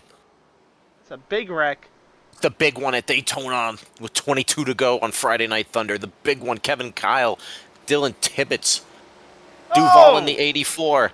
More cars driving into the field. It really is ARCA braking. Oh my gosh. That was scary. A lot to unpack with 21 to go. Daniel Plant-Smith caught up again in an incident as Alex Hillman will be the recognized leader at caution. Caution out once again. Let's ride on board here. What happened? Richard Swingle.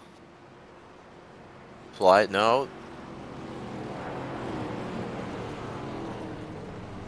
So it looks like Richard Swingle just goes a little bit below. You have to keep these cars squared, and you really have to be really careful for the net code in these cars. Look at this. Oh my goodness, Lucas Alves comes out of nowhere and almost creates an incredible display. Yep, here's you see Plant-Smith, Lucas Alves, and John Flamian here, and boom! Oh. An absolute thrashing. And I hear a lot of hurt feelings over the comms. So a lot of displeasure as a result. And it's the miniature big one. The 77 just tries to stay on the wall and slow it down as everybody else is getting creamed. Colin Bollinger involved. Just incredible. Incredible. The carnage. And Saw some Joe, this is what T-bones, we some this is ARCA braking. Man, a lot of stuff this going is on. this is what we alluded to, the super speedway, the way they have been aggressive and have just ramped up the aggression as the laps have counted down. It was just inevitable. Yeah, I think that's going to be a big hurt to a lot of guys here in this race. A few guys there are going to have to get a lot of damage fixed. I think Vulpes is going to take his fast repair. I saw his car scraping across the ground a lot. So, oh yeah, look at that right front. It's Yep. completely tore off it, and now Overshoots it's the back pit on it. stall, and the car looks boom fresh once more. So Vulpes using his fast repair, Kevin Kyle getting his service. As you see, Lucas Alves, he's exiting the pit road. Vulpes exits a race down there. It looks like Vulpes and Kevin Kyle by a nose. Yeah, why don't we give our flowers to Kevin Kyle and all he does for our league? I think that's a great time. Kevin Kyle, he does great work for this league, and maybe he can do some great work for you too.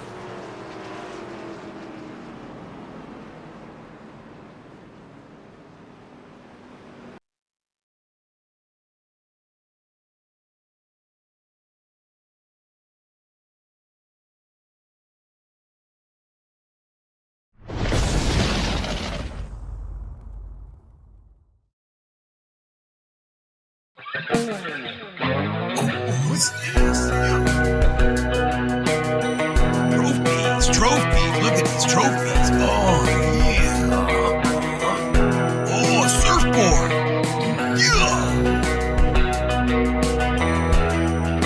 Oh, check out that Daytona 24. Yeah. Oh, wine bottle. Big time. Cup of wine in the big time. Yeah.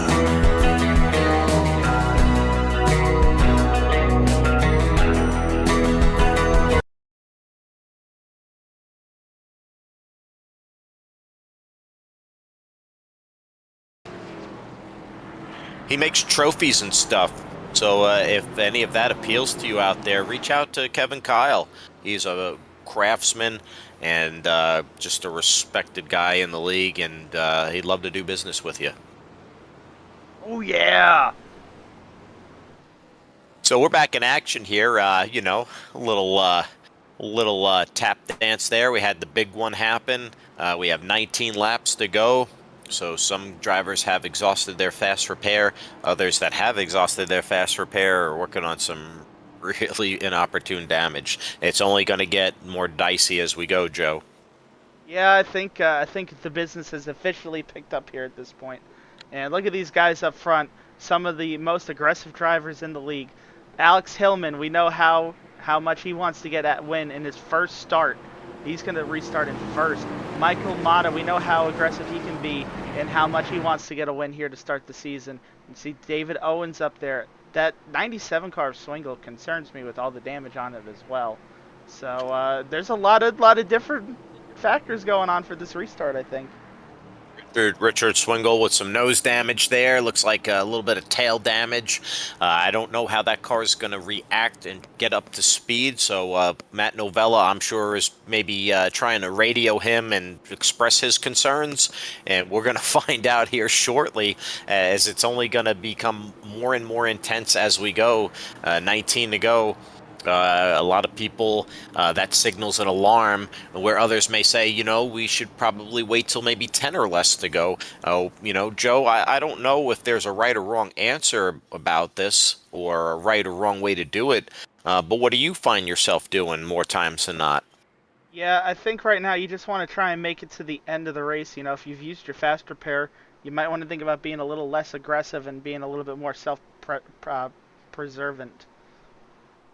So we always know that cautions breed cautions. Will that rule apply here? Pace cars off. We're back. It'll be 18 to go at the line. Alex Hillman fires out like a cannon.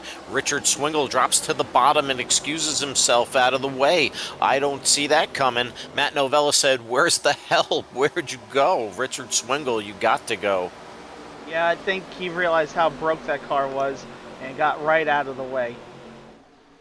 So a wise move by the savvy veteran Richard Swingle. As you see, Alex Hillman goes to the top with the help of Michael Mata and Matt Novella. And Matt Novella recovered from early technical difficulties, and he finds himself in a great position to battle for a win tonight. Yeah, right now that's a great job by him to get back up front with these guys, have a good chance to do something out of this race after being 2 laps down in the first 5 laps. That's why never give up. You never give up. And as we see Redinger trying to help Will David Owens to the front, and you see Steve Lewis behind him, and then Buddy Solly behind him, John Beverly behind him. Can they get that bottom line going, as the high line has been the place to be for the majority of this race? And you see Hillman with Mata, a lot of success up there. And look at Jerry Rose working it up top there with Jack Sanders behind him. Jerry Rose trying to be there late in the race offering. We got carnage. Oh my goodness. It's the big one Wrecking again, another big one. So just when you thought it was safe and when you thought these guys would take a break, nope. Don't sleep on them. The big one version 2.0. Yeah, 17 laps to go. I think this one's going to end a couple guys' days. Joe Volpe said he uses fast repair the last wreck, and that car's not turning. So it looks like his day's over. I don't see... Where's Kevin? Kevin Kyle? I think he's struggling right now. I don't know what's going on with him. Looks like he might have a lot of damage as well. Looks like Richard Swingle may have jumped already to the pits. Looks like Jay Stinson is already jumped into the pits as well. So a lot of guys here I think are about to be out of the race here. So some big names devastated. Nights ended prematurely. 6:17 to go. We'll see how it all unfolds here. As you see, there's a little bit of wiggling. Looks like a disturbance up front on the bottom, and that just created a lot of nervous tension, and they started modeling up and wrecking. Maybe we get a different angle at that, but my, oh my. So it looks like Justin Parham gets into Andrew Davis that collects Beverly and Gambrill, and Vulpes gets flipped in the air and recovers and lands on all fours. That was a hell of a shot. Yeah, it looks like just that corner pushing just gone wrong. The 56 gets shoved out of the way up front. Everybody starts checking up, except for the 99, gets into the left rear of the 37, and then chaos ensues. The 57 is able to avoid as Garin gets around. Gambrill gets a little scuffed trying to get around, but you see, Parham hits the 37, Beverly's minding his own business, and then all hell breaks loose. So, it's going to ruin the night for a few, and that's going to be really unfortunate. But the good news is it's the first race of the season. There's plenty of time to try to make up any ground lost tonight, and we're going to hear them respond in the next weeks. Yeah, so I'm already seeing a lot of guys. Looks like they're done for the day. It looks like Zach Clausen might be done for the day. Colin Bollinger, Jay Stinson, Joe Vulpes.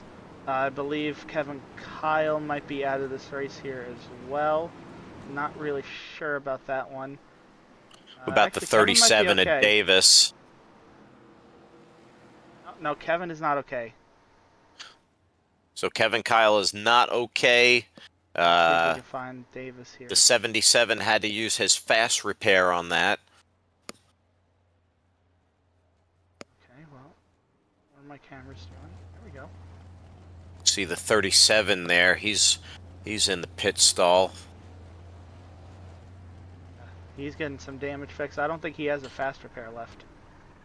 The 37 does not have that fast repair left, as he was involved in incidents earlier in the race, and I know he had heavy damage, missing a fender, and it's going to be a tough ride for the 37, unfortunately, moving forward.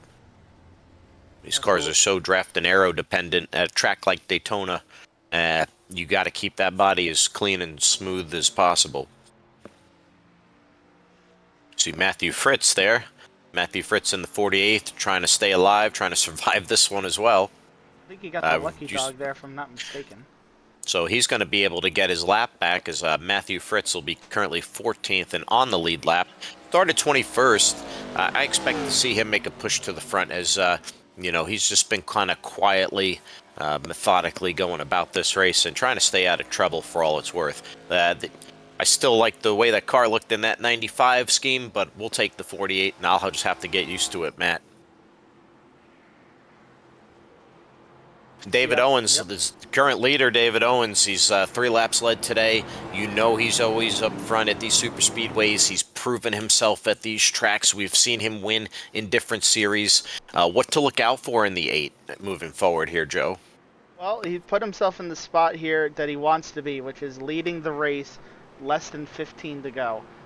This is usually where the money making happens. This is usually where the trophy winning happens in these kind of races as well, is you want to take control of it for the late race chaos. So he's in a really good spot to do what he normally does in these kind of races when he does win them, which is take control and go out there and win. However, he doesn't have the normal help that he would have behind him for this kind of racing. You can see Alex Hillman is not somebody that he would normally work with, especially since he's not on a team with them. So Hillman and Owens working together, we'll see how that works out. Same with Michael Mata. That's another guy he usually doesn't work with either, and neither is Kenneth Redinger. So the top, he doesn't have a lot of friendlies that are near him. He does have Jerry Rose, Matt Novella, Jack Sanders, Steve Lewis, Buddy, Brandon, all of them, but they're further on back behind those guys. So a little bit. So familiar spot being in the lead for Owens here late, but not with familiar faces behind him.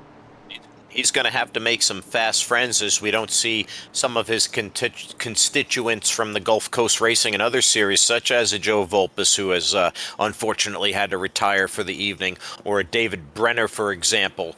So he's got his work cut out for him.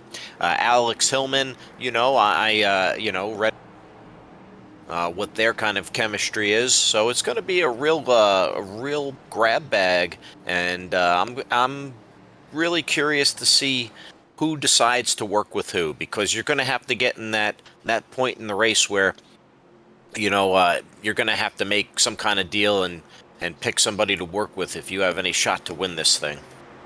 Yeah, we'll see what these guys do on this restart. It's been really, really interesting to see how well the inside works for the first few seconds.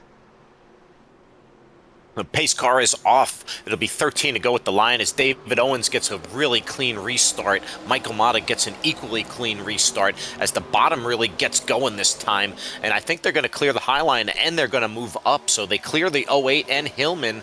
So David Owens and Michael Mata take charge early as you see Redinger jump to the bottom. Novella going to follow him and try to build something on the bottom as they're going to draw side by side. Jack Sanders trying to fit the pocket right there. It's really getting spicy on the backstretch. Yeah, some really crazy racing right there. We'll see how it all plays out. Right now, the bottom line, though, somehow willing its way even with David Owens in that outside line, even though they're not as organized. So a real strong effort to get the bottom line working, because the top line has been so dominant on these restarts and controlling the pace of the race. You see David Owens trying to get out by about a half a car length over Kenneth Redinger. Michael Mata almost glued to his bumper at this point. You got to watch the temperatures on these things too. You stay locked too long, you're going to have a big problem on your hands and probably cause the big one. Yeah, we've seen that in other series as well, where if you're not paying attention to that big red overheating message that pops up, and you do end up blowing an engine, that it can create probably one of the biggest wrecks that you'll ever see if it happens at the front of the field. And we're all for bringing you the action and the explosions and all the chaos, but not in that way. I think we want to see it with them having an electrifying charge to the finish here, as there's 12 laps to go, and they're side by side, row by row. Who's going to jump in the middle? Who's going to force it 3 wide? Who's going to try to slide somebody out of position? It's going to happen. It's just when and where. Yeah, right now we're just waiting to see what's going to happen here. It looks like Owens has made some new friends in Michael Mata and Alex Hillman, though, here on the outside, as they're sticking with him for the time being even though I think they could hop down and clear him and take over the lead with the space they have to the bottom. Keep your friends close and your enemies closer as the High Line is mounting a charge. Look at all that pushing and shoving as they're getting an advantage like they had up there on prior restarts. Michael Mata and David Owens really going for it. You see the 61 locking the bumper as much as he can to keep David Owens in the lead, keep the momentum on the High Line going. Kenneth Redinger is asking for anybody and everybody to help on the bottom as he's drawn side by side with David Owens. We're 10 laps to go with Daytona. Yeah, right now only the first couple cars in each row are very organized. You can see going on back, there's a lot of chaos in the middle part of this field right now. As you can see right now, it looks like they're finally able to sort it back out there. If you saw that on the front stretch, see where they were switching lanes, didn't know where they wanted to go there. Here we go again on the backstretch. Contact with the wall. We're 3 wide as you see Gambrill in the middle. Lance Smith on the outside, a little bit of trouble. Richard Swingle in the middle as well. There's Brandon Garand on the bottom with Jordan Lane, our pole sitter. You know, these guys have led laps tonight. They've been up to the front, so they're trying to find a way to maybe make them plot their move because it's got to be go time at this point. Yeah, look at this, a third lane being formed here by Parham and Plant Smith. It looks like Buddy and the rest of these guys are going to go up and block it. Louis is going to get... Oh, the 31's having Plant some trouble. Smith, lots of trouble, lots of contact. They're 4 wide. They're 4 wide as the big one could have happened. Plant Smith keeps it in the wall. He is a little bit off the pace. He has had a rough going tonight, a rough race at Daytona. Yeah, he's just trying to do his best, I think, to get to the end of this thing without anything else happening to him at this point. Well, their elbows out at this point. I'm just waiting to see the haymakers. They're side by side as Redinger and David Owens go lap after lap, battling for supremacy at Daytona. Coming to 8 to go, so this race is really starting to wind down. If you're, you know, pretty much towards the back half of this field, you know, 15th, 16th place, you got to be thinking, I got to start making my move, take it 3 wide to get to the front at this point. So you see Jay Stinson there just trying to make some laps and get the best finish possible. Gets out of the way for this rampage on 4 wheels. David Owens, your current leader with 8 to go. Kenneth Redinger on the inside there. Matt Novella trying to will him side by side. Cars get out of line. We're wrecking again. The 46 is around. Will the caution come out? I believe We're it still has. green. We're under caution finally as the 46 goes round, round, baby, right round with 8 to go at Daytona on Friday Night Thunder. And this is going to set up, I think, for maybe a 4 or 5 lap shootout, if that. Man, we're in for a really interesting finish to this race as we go back and see what happened. So if you think you've seen everything tonight, just wait. It's going to get more incredible with laps to go here. And the 97 of Richard Swingle looks like he tries to give the 46 a little shove, and it gets the 46 out of shape, triggering our latest caution of the evening. So we're 3 wide here, a little bit of a checkup. The 46 drifts down. The 97 kind of just stays attached to the corner of the car and upsets it and causes the spin. Joe, it's a tricky situation to be in there. It's really close quarters. You know, riding on board probably does it more justice, as you just feel like you're going to get swallowed up. Yeah, I think what happened there is the 46 got in the back of, I think that's the 34 in front of him. And it kind of got him a little out of shape, sent him towards the middle, and then the 97, they just get connected there, and it creates this big wreck down the backstretch for the 3 of them.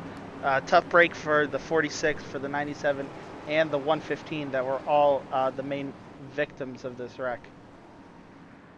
Yeah, just a really, really tough sledding there. You know, they're trying to keep it together. Everybody's getting really anxious to try to start moving to the front, trying to figure out ways to make that possible.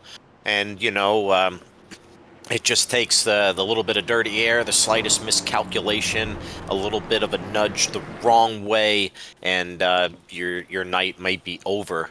And it's only going to increase here with just a few laps remaining when we do go back green.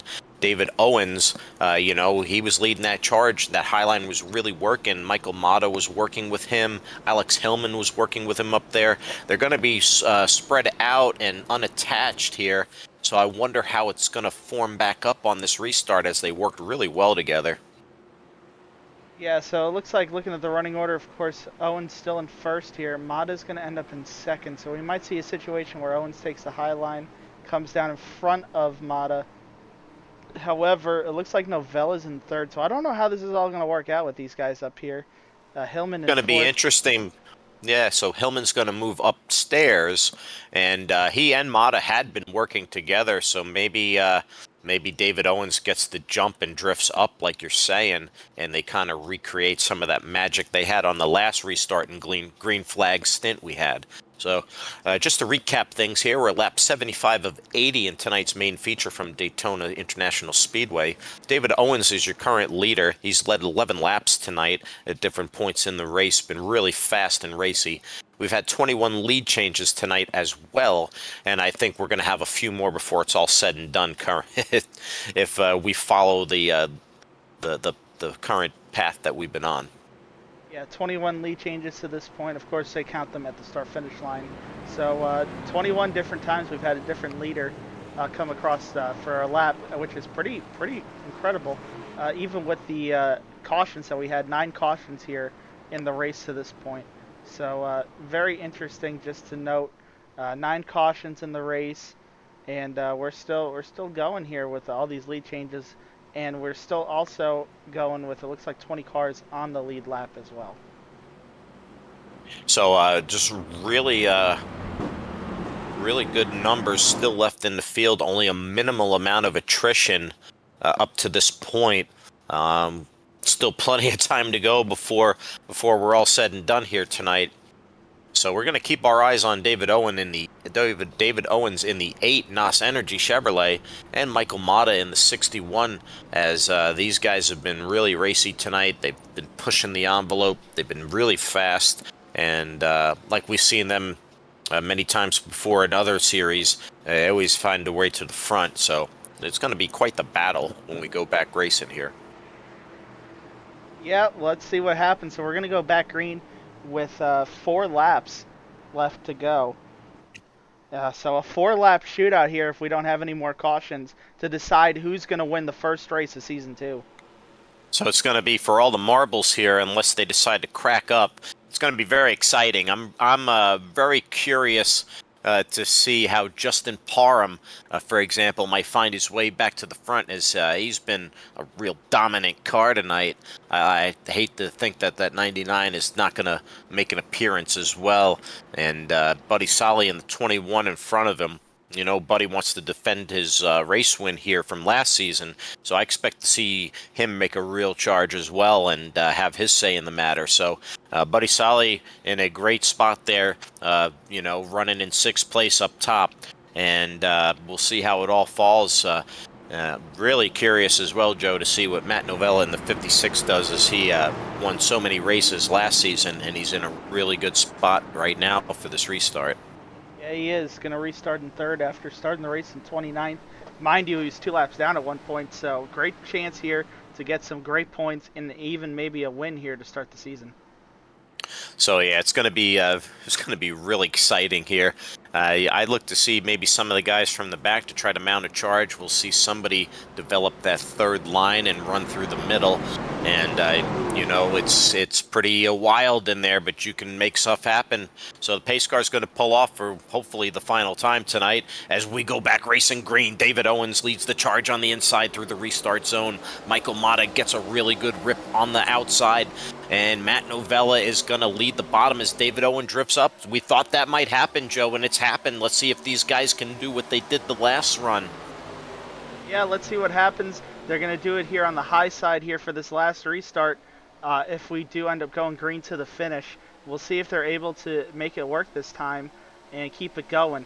But I'm expecting every man for himself here when we come around to the white flag in a couple Yeah, laps. I think it's every man for himself. Like you said, I think the gloves are off. Everybody's going to size up and throw their haymaker here at any time.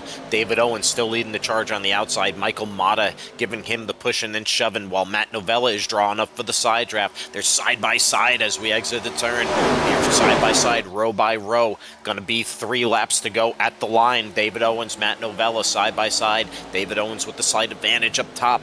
Jack Sanders on the bottom making an impression here. Jack Sanders, no stranger to being to the front at the end of these things. Can Jack Sanders come through and get victorious tonight?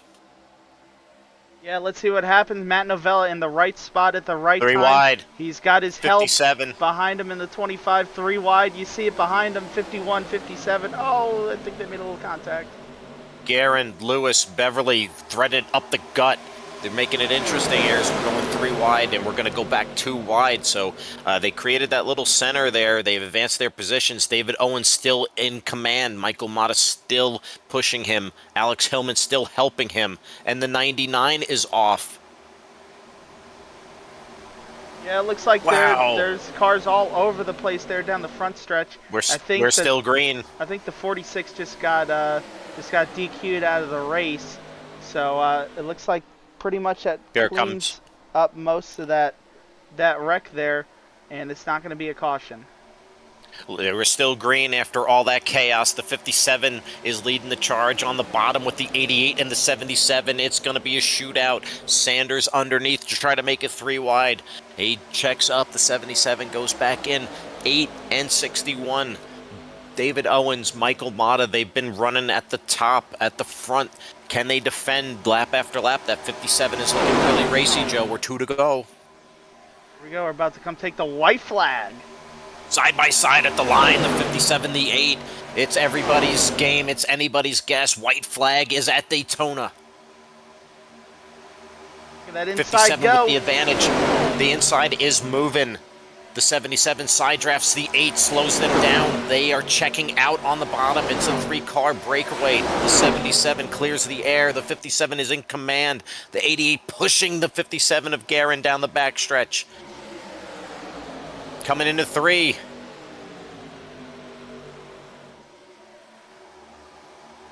we go. 57 still in Somebody's control. gonna make a move. It's got to happen now. 77 gets the 88 loose.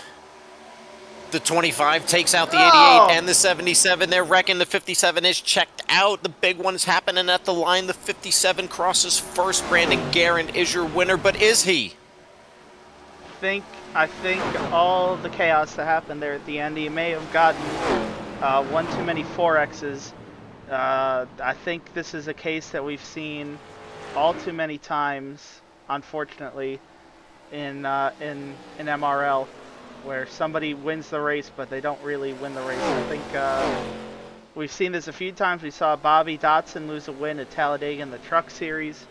I think we saw Brandon lose a win actually at Daytona in the Cup Series as well, for the same exact thing here. The incident point penalty just coming in and biting somebody in the butt once again. Brandon Guerin crosses the finish line in the lead on the final lap at Daytona, but unfortunately through all that carnage, contact points, incident points take him over the limit. The black flag punishes him and sends him to the back. Alex Hillman declared your race winner tonight at Daytona. Alex Hillman in the 08 survives that madness at the end and is now your race winner in race 1 of season 2 on Friday Night Thunder. And that's some real chaotic stuff that happened there at the end of the race. Not really sure. It looks like there's a few people that are in the watch party that are looking to get interviewed. We got 1, 2. I'm not sure if Brandon wants to be pulled up here after that finish or not. I see him over there as well. Can't really get confirmation if he wants to talk for a few minutes. It's quite a finish to unpack, quite a series of events. You anticipate bold moves at the end of these plate races. You expect the big one, you expect the chaos, but what you don't expect is technical issue to get in the way and disqualify you from a race. And Alex Hillman is your beneficiary. Yeah, I'm not sure if I should pull Brandon up here or not. I mean, I can, and we can see what happens. Well, he crossed the finish line first. I'd love to hear it from him. Let's bring him up here if it lets me. There we go. And we're joined in the booth tonight with Brandon Garand in the 57 machine. Brandon, you crossed the finish line first, but unfortunately the black flag had its way. Please walk us through that.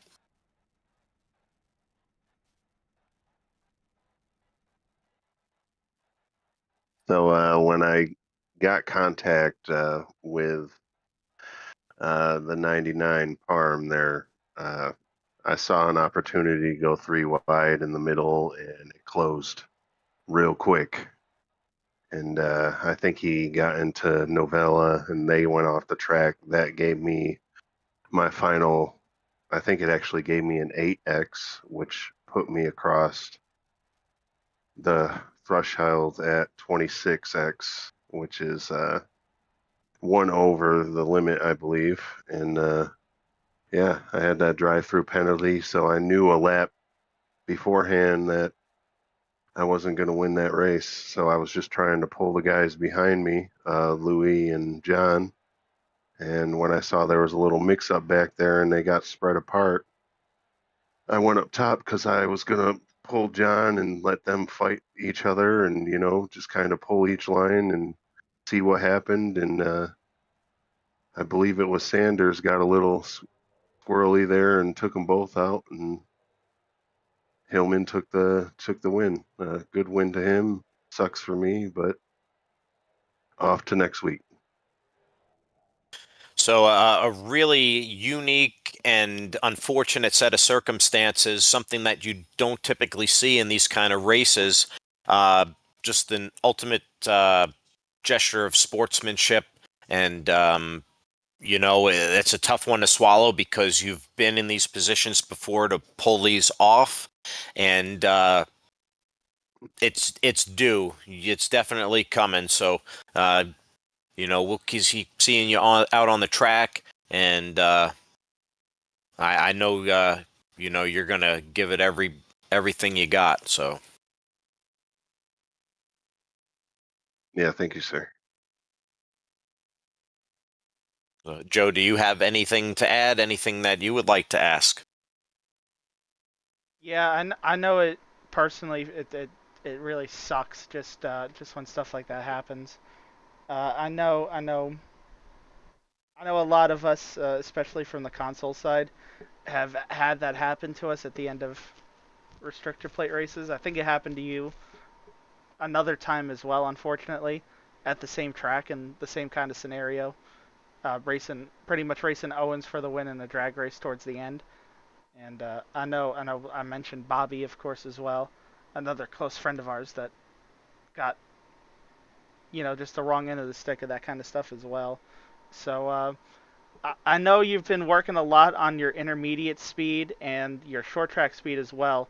So looking towards next week at Kentucky, do you fancy yourself to run up front and have a chance to get some redemption?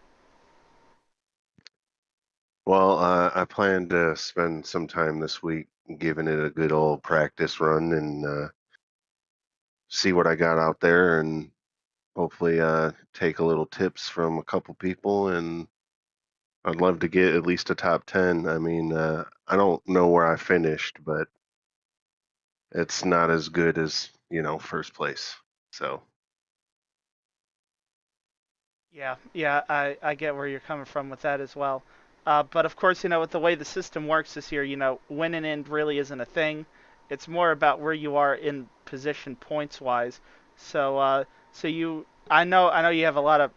I honestly cannot believe all of the bad luck that happens to you in these races, whether it be whether it be what happened tonight or sometimes at the start of the race something will happen to you. I think you have enough bad luck over the past 3 seasons that you've been racing for pretty much anybody else's careers at this point over here in this league. So I know you're really looking to get the luck part on your side, and I think if you get that turned around, that you can be a serious threat to make the championship side of the bracket and then have a good chance to be up there and battle with those guys for the championship. Are you kind of feeling that confidence as well? As you get a little bit faster week after week.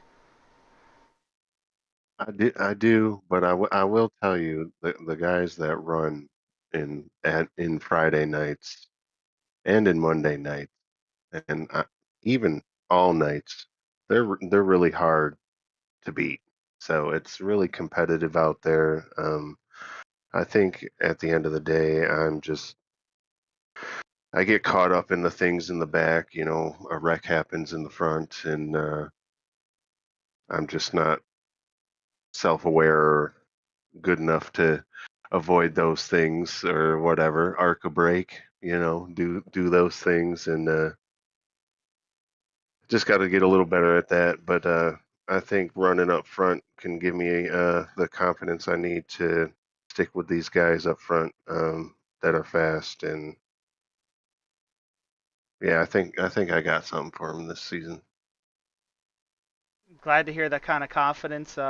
I know personally, I've looked at a lot of the stuff that happened. It truly is bad luck. You're just in the wrong place at the wrong time. If you can be in the right place at the right time, I think the stars will start aligning, and you'll be running top five, top 10, a lot more consistent, and you'll be running with these guys just like you were tonight. I know you're a big part as well of the whole broadcast crew and making sure that the lights are on for the broadcasts. So I just want to give you a quick shout out for all you do to make sure that the lights run for a good amount of these broadcasts as well, especially the Monday night ones, and all the help you do on the MRL side as well. So I want to give you a second as well if you wanted to plug anything for that as well. Well, I mean, the only thing I want to plug is you guys in the broadcast booth and the broadcast booth on Monday nights. You guys do a hell of a job and keep up the good work, and we'll keep putting on a show for you guys. Appreciate it. Back to you, see. So we appreciate having you on tonight, Brandon. I know it's you know, not what we expected, not what you expected, but we look forward to seeing you next week and the rest of the season moving forward. And we appreciate you taking the time to chat about your side and what happened in tonight's race. Yeah, no problem. Brandon Garand, he's going to be cycled back after crossing the line first, serving the penalty, I believe 22nd, if I'm not mistaken. Is that correct, Joe? I don't know. We're gonna have to take a look at everything after this is over because Yeah, with I lots don't I don't lots I to don't know if unpack after SBK the has race, it right or not. I uh, really don't know.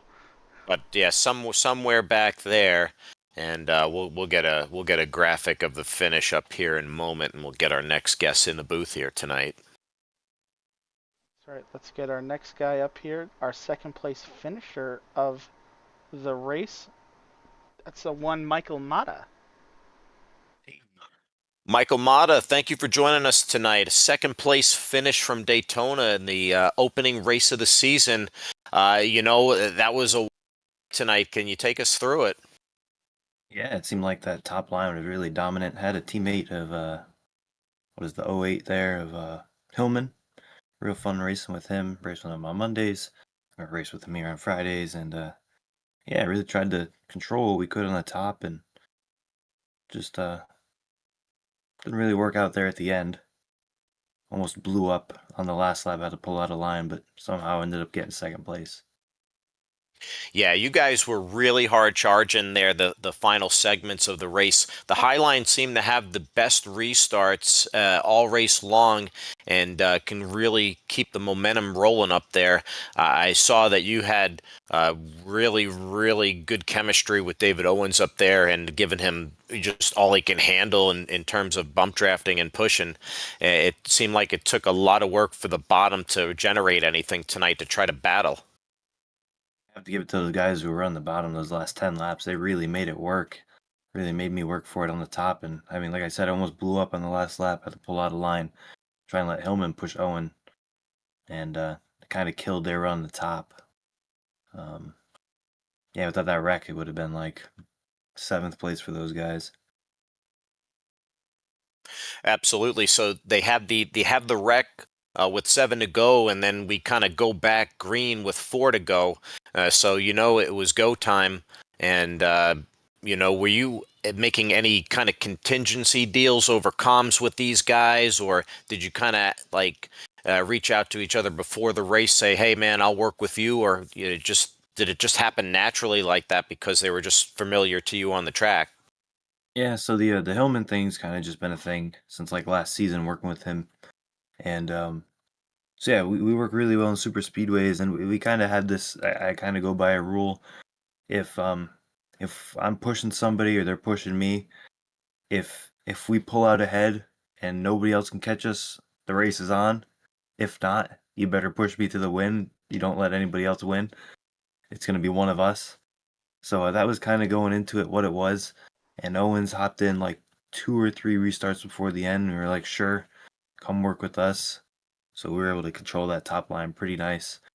And then coming to the line, I was way back, and I had this huge run on the outside and thought, well, I I have to push these guys because I left them out to dry kind of with the engine almost blowing. I was gonna come up and give the outside line as big of a push as I could with Hillman and David Owens, and then the wreck happened.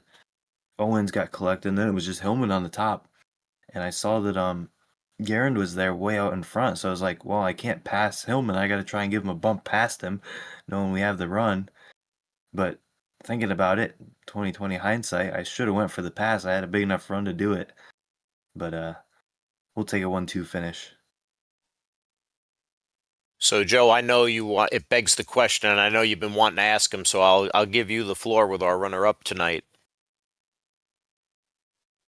Yeah. So a few questions for certain. Uh, so of course you said in hindsight that if you knew what happened there with the 57, you would have made the move on the '08. Uh, Main question I had there actually dates back a couple restarts. I know you said you've been working, learning to work with Hillman. Garnering a relationship with him. With Owens there at the end, did you guys make a sort of a deal with him as well to work with him? Yeah, he kind of dropped down to our voice chat and was like, hey, can we work with you? Because we were working well together through the race, so it was kind of just a no-brainer at the end. I mean, more help. You're always going to take it at a super speedway. And it worked really well. We had that top line rolling, and we kind of lined up just right on all those restarts where someone would be on the bottom, we'd let them get the run, pull up to the top, or the other way around, get the top going, and then that bottom guy would fall into line with us. So it worked out really well there. Um, but yeah, I mean, he just hopped down and we brought him in. Then taking a look, of course, at your stats actually in the series, this is your second start.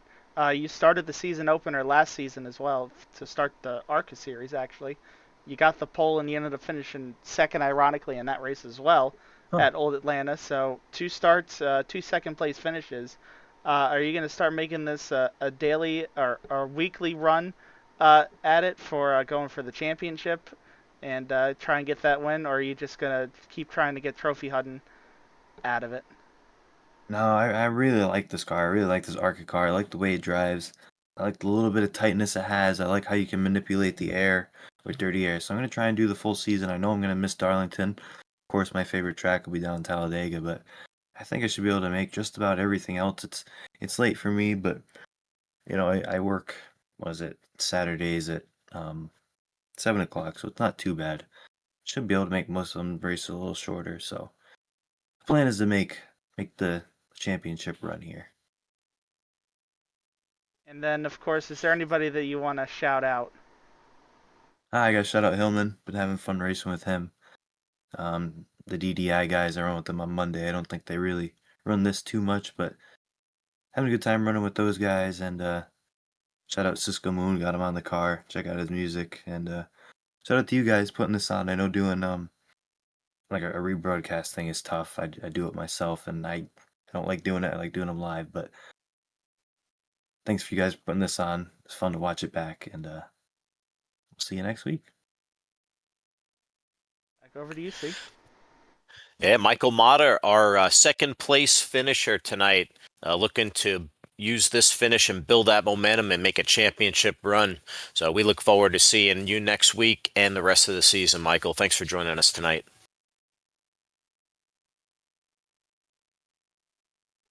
Pulling our race Well, winner Joe, here. that's just going to leave one more for us tonight, and that's tonight's race winner on Friday Night Thunder, Alex Hillman in the '08 Bud Machine. Alex, thanks for joining us. How does it feel to be in victory lane? Oh, it feels great. It's nice to finally get Daytona checked off my list of places I want to win at. I have wins here for endurance road races, but I've never been able to do it in the nice oval format. So you're victorious tonight. Walk me through how all that unfolded tonight. You know, you guys had it cooking on the high line there for different points of the race, really working well together with Mata and David Owens there. And then you see the chaos happen on the final lap, and before you know it, here's your trophy. So tell me how does that go down? Yeah, we figured out probably 1 or 2 laps into the run that high line was dominant, and by the time we crossed it again, we just kind of stayed up there the whole race, not really worried about green flags, pit stops, just with the way things were playing out. But it was kind of a chaotic one of do you pit, do you not pit? Then we got to the end. Owens hopped up in our chat, like Mata said, and we started working with him. Believe he guessed low, I guessed high at the end there, the big coming to line wreck, and guessing high was the correct way to go.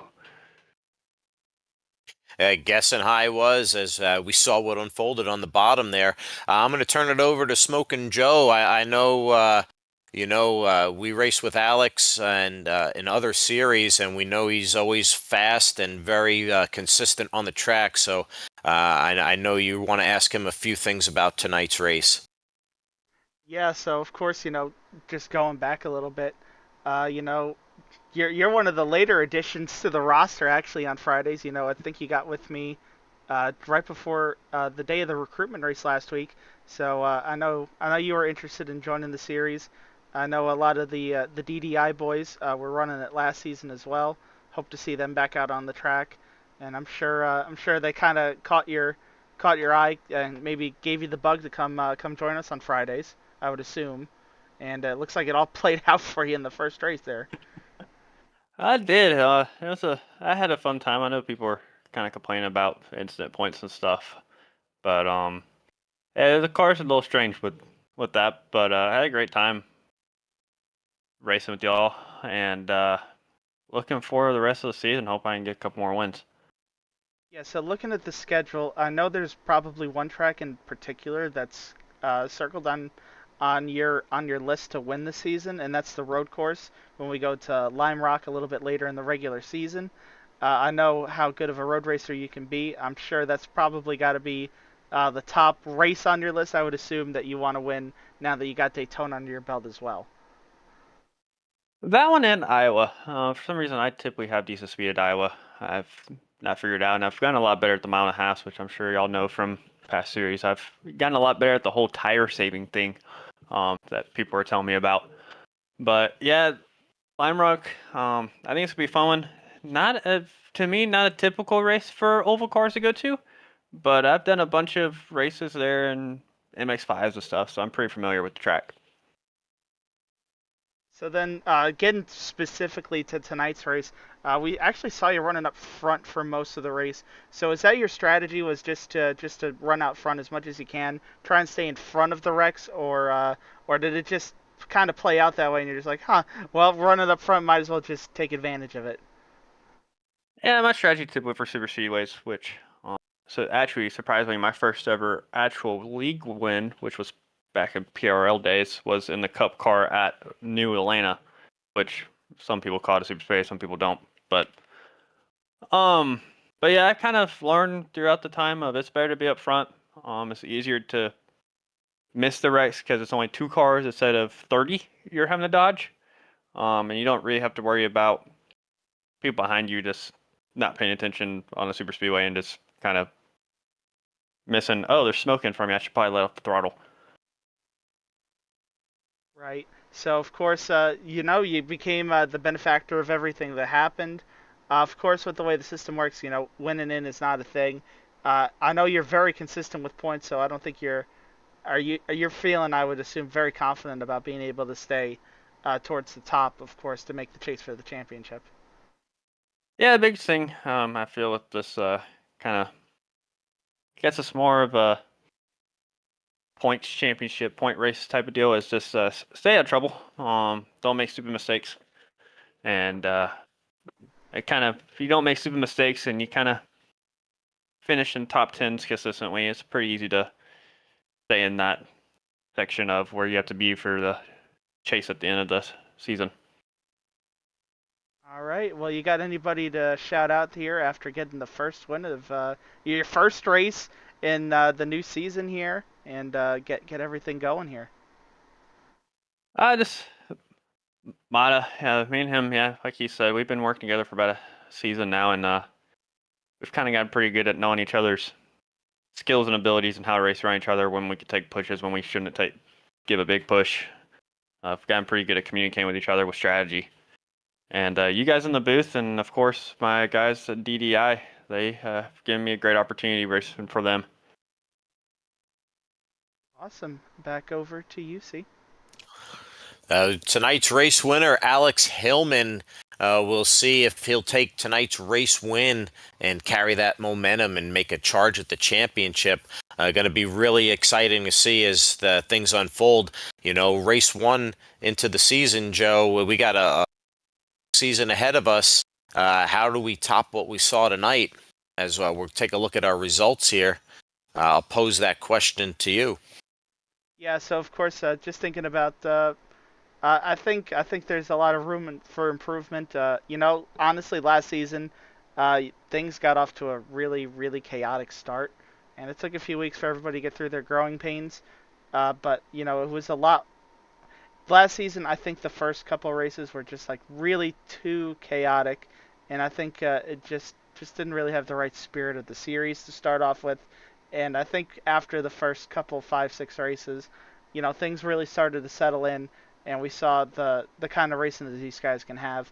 So not really. I think this is kind of a bit of an anomaly just with the way the car is and all this kind of stuff tonight. So I think next week when we go to Kentucky to honor Dennis Puckett, of course, in our second season here once again, we're going to be running 112 laps to honor him, that nice extra 12 for him. I think we're going to see what we saw there last season, actually, which was really long green flag runs that really played out a very interesting race. I couldn't agree more. So just recap our finish order here tonight. Alex Hillman, your race winner in that '08 Bud machine. The DDI Chevy, the race winner tonight. Michael Mata giving him a lot of help tonight, working well together. He's your runner-up. Overheats a little bit on the final lap. Was able to make the recovery to get second. Buddy Solly, he ran a nice, clean race tonight. He was trying to make that charge to defend his race win here from last season, get a podium tonight. And John Beverly, caught up in that final lap incident there, was able to slide his way across to fourth place. And Matt Novella, after being caught up in an earlier incident in the final stretch with Justin Parham, rounds out your top five. A very quiet night from David Brenner. The 22 machine comes home in sixth. Andrew Bolander, who was the identical twin of Kevin Kyle in that Mobil 1 machine, finishes seventh. Lucas Alves in the 115 will get eighth. Jack Sanders there trying to go for it at the end, comes up just a little bit short, and he'll finish ninth. And Daniel Plant Smith, who seemed to be the target sign, finishes 10th. We'll round out your top 10 tonight. Going back through the rest of the field, Andrew Davis was able to come home in 11th. David Owens was 12th. These guys, of course, were caught up in that last corner incident.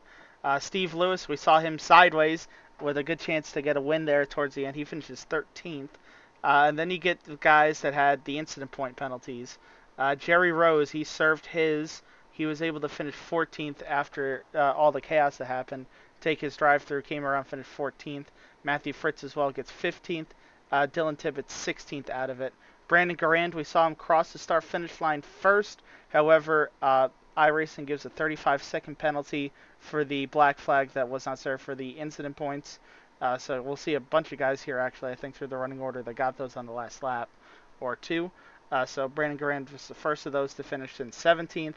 Jordan Lane was 18th. We saw him get wrecked in that last lap wreck as well. Going further back, 19th was Kenneth Redinger. I believe he got caught up in it. Richard Swingle not able to finish the race at all, so he gets 20th from that wreck. 21st, Joshua Barr. Duval, 22nd. Parham, 23rd. All those guys were not able to finish the race through the wreck. Same with Eric Gambrill in 24th. I don't think he DNF'd there due to the disqualification due to too many incident points altogether. Getting over that 36 incident point threshold. So he gets 24th. And then you get the guys that didn't finish the race due to wrecks. Jay Stinson, 25th. 26th, Joe Volpes. 27th is John Flamian. 28th will go to Kevin Kyle. 29th will go to Colin Bollinger. 30th, Zach Clausen. And rounding out the field tonight will be Tommy Fox in 31st.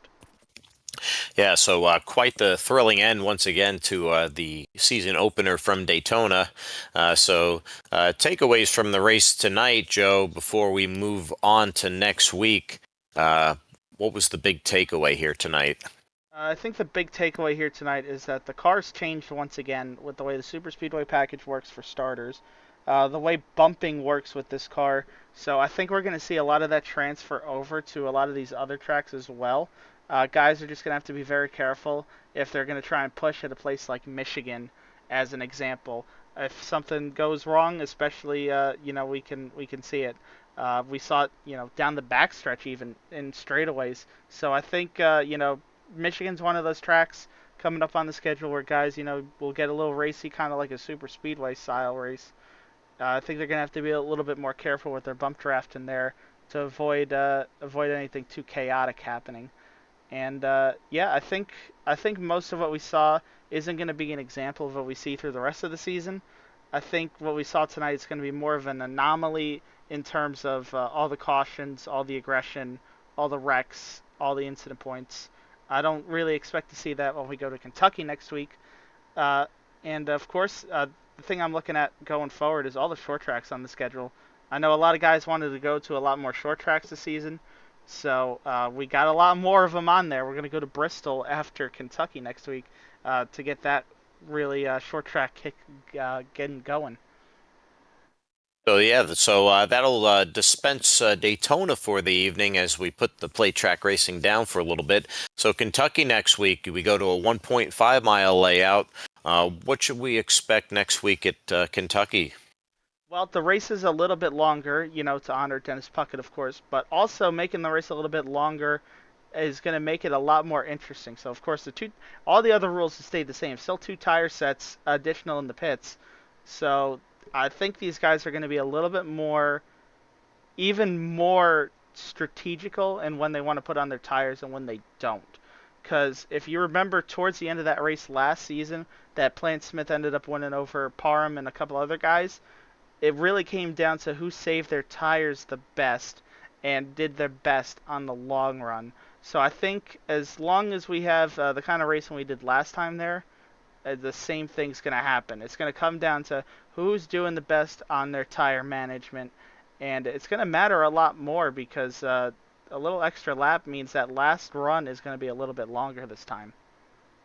And before we head out of here tonight, do we have a updated points graphic that we could look at? So there we are. So points after tonight from Daytona. Alex Hillman, your big winner. He's going to be your series leader in the points tonight. He's had a 3-point advantage over Michael Mata.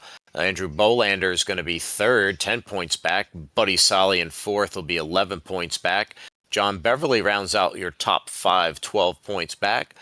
Moving a little further back, Matt Novella, David Brenner, Andrew Davis, some bad luck late, and Steve Lewis, Lucas Alves round out your top 10. So you're very early, but every point is precious here throughout the season. So, of course, we've been talking about how the chase is going to work this season. Top half of full-time drivers make the chase. The one exception to that rule is going to be if there's less than 24 full-time drivers. Last year we had 20 at the end of the regular season based on the stats, so it would have been a 10 and 10 split. However, we want to make sure we keep the chase driver amount the same season to season, so the chase will always have 12 drivers in it no matter what. If we have, if 31 people, though, show up to every race this season, or 5 of them for that matter, then a 16-15 split means, man, we're going to have some pretty big championships if that happens. They're going to have a lot of points on the line, a lot of real chaos going on. So we're way too early in the season to really be thinking about points right now. Right now, going all the way back to Zach Clausen in 31st, he's 38 points behind the leader. I mean, you can make that up over the course of a couple races, especially if somebody misses something. So I'm not going to be too concerned about where people are in the points until we see a real landscape of how many people are showing up to the races. So still a lot to be settled here, as we're only one race in, but there's our updated points as they run, and we'll be sure to keep you posted on that. So some upcoming broadcasts before we let you go for the evening. Tune into MRL on Wednesdays for the Xfinity Series. We have Brandon Finley broadcasting that. That goes live at 9 p.m. Eastern. Additionally, check us out. We're back on Fridays for Friday Night Thunder again for another thrilling season. We do the rebroadcasts on Saturday, so maybe at some point in the future we can perhaps get some live broadcasting, but we're proud to bring you the race rebroadcast of the Friday night series on Saturday nights, roughly this time every Saturday. Joe, anything before we head on out of here? Nothing really comes to mind. I think pretty much we're pretty much set in what happened in the race, how to fix it moving forward. There's all the announcements are out regarding that. So anybody in the league, anybody in the series, go take a look at that stuff. Make sure you're up to date on everything that's going on. And of course, we're gonna have throughout the rest of the season. We saw just how much fun these cars could be last season, and how much just how much chaos you can get in a controlled environment without too much you know just how close everybody can race together in this car makes things very exciting on a week to week basis. We saw it early in the season last year when we went to Iowa, where we were 3 wide pack racing pretty much. So this car pretty much, you never know what you're going to get with it from week to week, and I think that really makes it an exciting task for these drivers going forward. So looking forward to an exciting second season of ARCA action on Friday Night Thunder with the Saturday night rebroadcast. For Smokin' Joe in the booth, I'm your host, Snake. We'll see you next week at Kentucky. And remember, if you don't go fast, you'll get past.